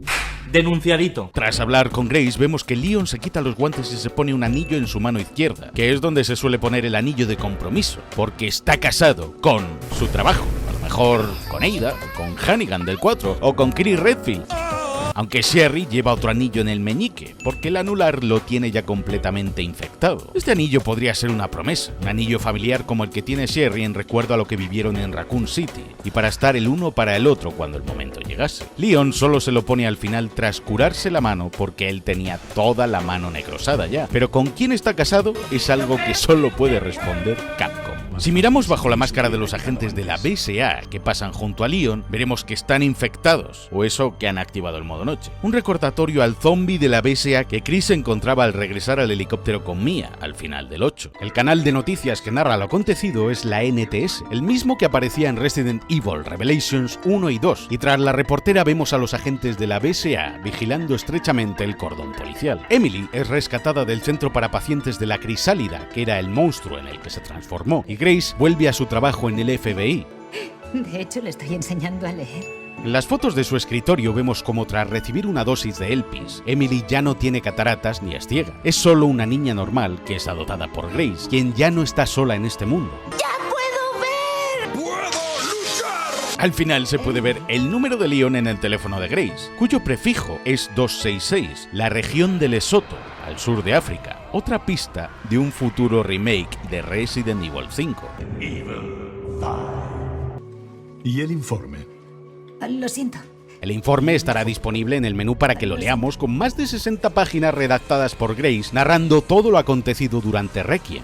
Querido diario, nadie siente tanto dolor como yo. Se menciona a la familia y al presidente Benford, de Resident Evil 6, presidente que fue infectado para evitar que contase al mundo quién fue el causante del bombardeo en Raccoon City, es decir, iba a delatar a The Connections, algo que acabamos de descubrir ahora en el 9. Al completar el juego, el menú de inicio tendrá ahora el escritorio de Grace con las fotos de su madre, Alyssa, y Emily, con su osito. Y la escena postcréditos, los soldados de Umbrella que salen recogen algo del suelo. Puede que sea la cabeza de Seno, aunque no sé para qué la quieren, si ya no está infectado, o alguna parte de Gideon. Kotetsu, el arma de Grace que podemos desbloquear, es un guiño a las tijeras enormes que el padre de los Baker, Jack, empuñaba durante su pelea con Ethan en el 7 y que a su vez eran un guiño a las tijeras del villano de Clock Tower, otro villano de Capcom, pues Kotetsu significa pequeño hierro en japonés. Y el traje de Leon de la DSO o Noir es un guiño al look de Leon en la peli de Infinite Darkness. Hey, Leon. Ahora sí que te la como. Podemos conseguir amuletos de Claire y Leon en Resident Evil 2 Remake. También tenemos el outfit de Leon con la mítica chaqueta de Resident Evil 4. En Requiem, tras ser asfixiado por Gideon, aprieta más fuerte, pierde la chaqueta también en este juego. It's the jacket. The jacket. The jacket. Este atuendo de Grace es como el de Alice de las películas de Resident Evil, en concreto el atuendo de Alice en Extinction. Para saber qué debemos hacer con la mano y el reloj de arena, debemos dejar caer 115 cuerpos en la trituradora, la misma cantidad de sujetos que había en la mezcla que inyectaron a Mary para convertirla en un monstruo. Al activar la trituradora no debemos matar a ningún zombie, solo dejar que la máquina haga su trabajo, pues si peleamos contaminaremos la sangre de los sujetos. Pero ¿por qué hay que tirar 8 veces de la cadena del váter de Rhodes Hill? Porque es el número que dibujó la quinta víctima del Hotel Rainwood en el baño del bar y que aparece en la foto del informe de Grace. Eso tiene sentido. No lo tiene. No lo tiene. Cuando lleguemos al laboratorio secreto de Gideon y todo empiece a irse a la mierda, la enorme bola de cristal donde se almacena la sangre que hemos recolectado en la trituradora liberará a la muñeca de Mary al pie de las escaleras. Al analizar la mano cortada en el laboratorio de Rhodes Hill, descubrimos una secuencia de ADN o nucleótidos, junto a la frase Let's Play. Traducido es un cordón genético. Según su nomenclatura tenemos los nombres de glicina, lisina, isoleucina, treonina, cisteína e histidina. Con la primera inicial de cada palabra se forma la palabra glitch. La cabeza que pateamos por el aro de Raccoon City nos dice que ignoremos la letra A. Y en resumen, conseguimos una secuencia que se acaba traduciendo en los símbolos de la caja fuerte, que al introducirlos en orden, mientras llevamos la muñeca en el inventario y a Emily, nos dejará escuchar la risa de Mary y su muñeca, o de un tiempo en el que Mary y Emily aún eran felices. Pero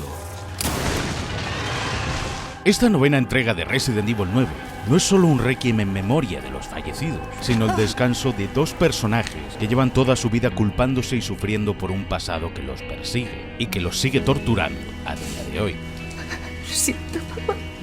Es todo culpa mía. Lo siento mucho. Grace, desde la muerte de su madre, había quedado tan destrozada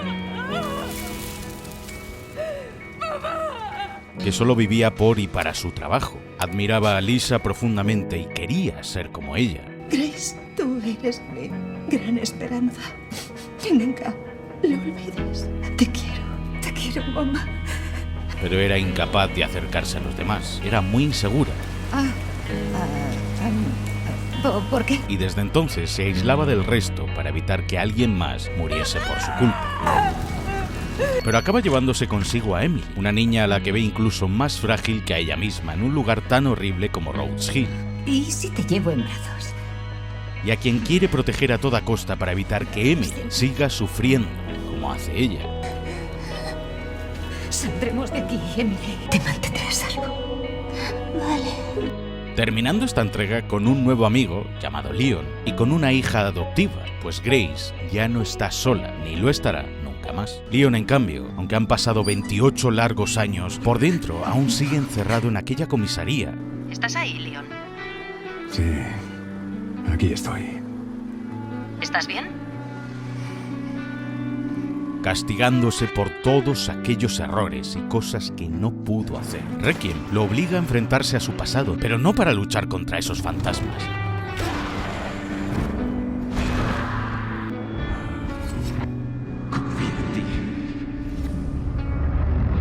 sino para abrazarlos.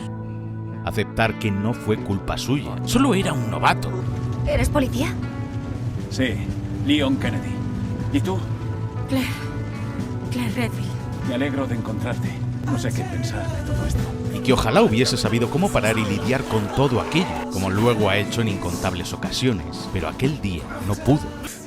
Había otro oficial, pero no pude. Sé que hiciste lo que pudiste, Leon. No pudo salvar a Marvin, no pudo salvar a Kendo ni a la pequeña Emma. ¿Eliminarla? Es mi hija, joder. Eres Polly. Eres Polly. Tendrías que saber cómo ha pasado todo esto. Lo siento mucho. Leon se hizo policía para servir y proteger a las personas de aquello que pudiese herirle. Ojalá hubiera llegado antes. Leon siempre se ha sentido inútil desde entonces, que nunca ha podido salvar a nadie realmente. No puedes salvarla. No puedes salvar a nadie. Aunque ya lo haya hecho en incontables ocasiones antes, nunca es suficiente, pues aquella noche es la que de verdad cuenta para él. Nunca más.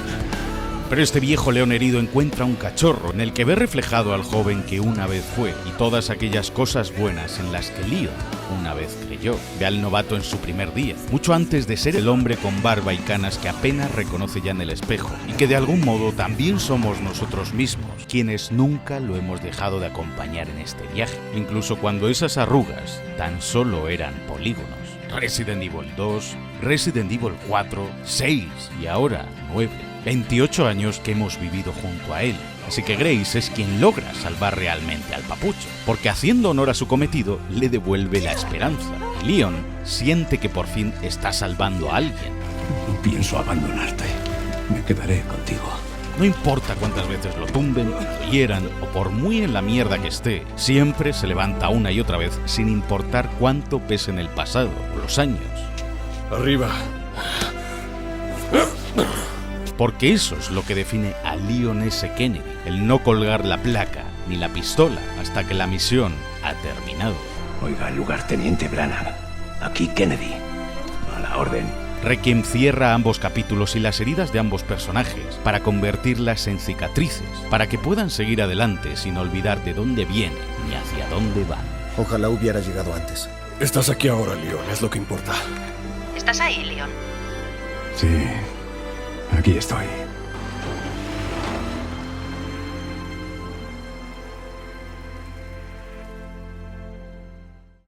Dale a like para no rendirte nunca y levantarte siempre como Leon. Arriba.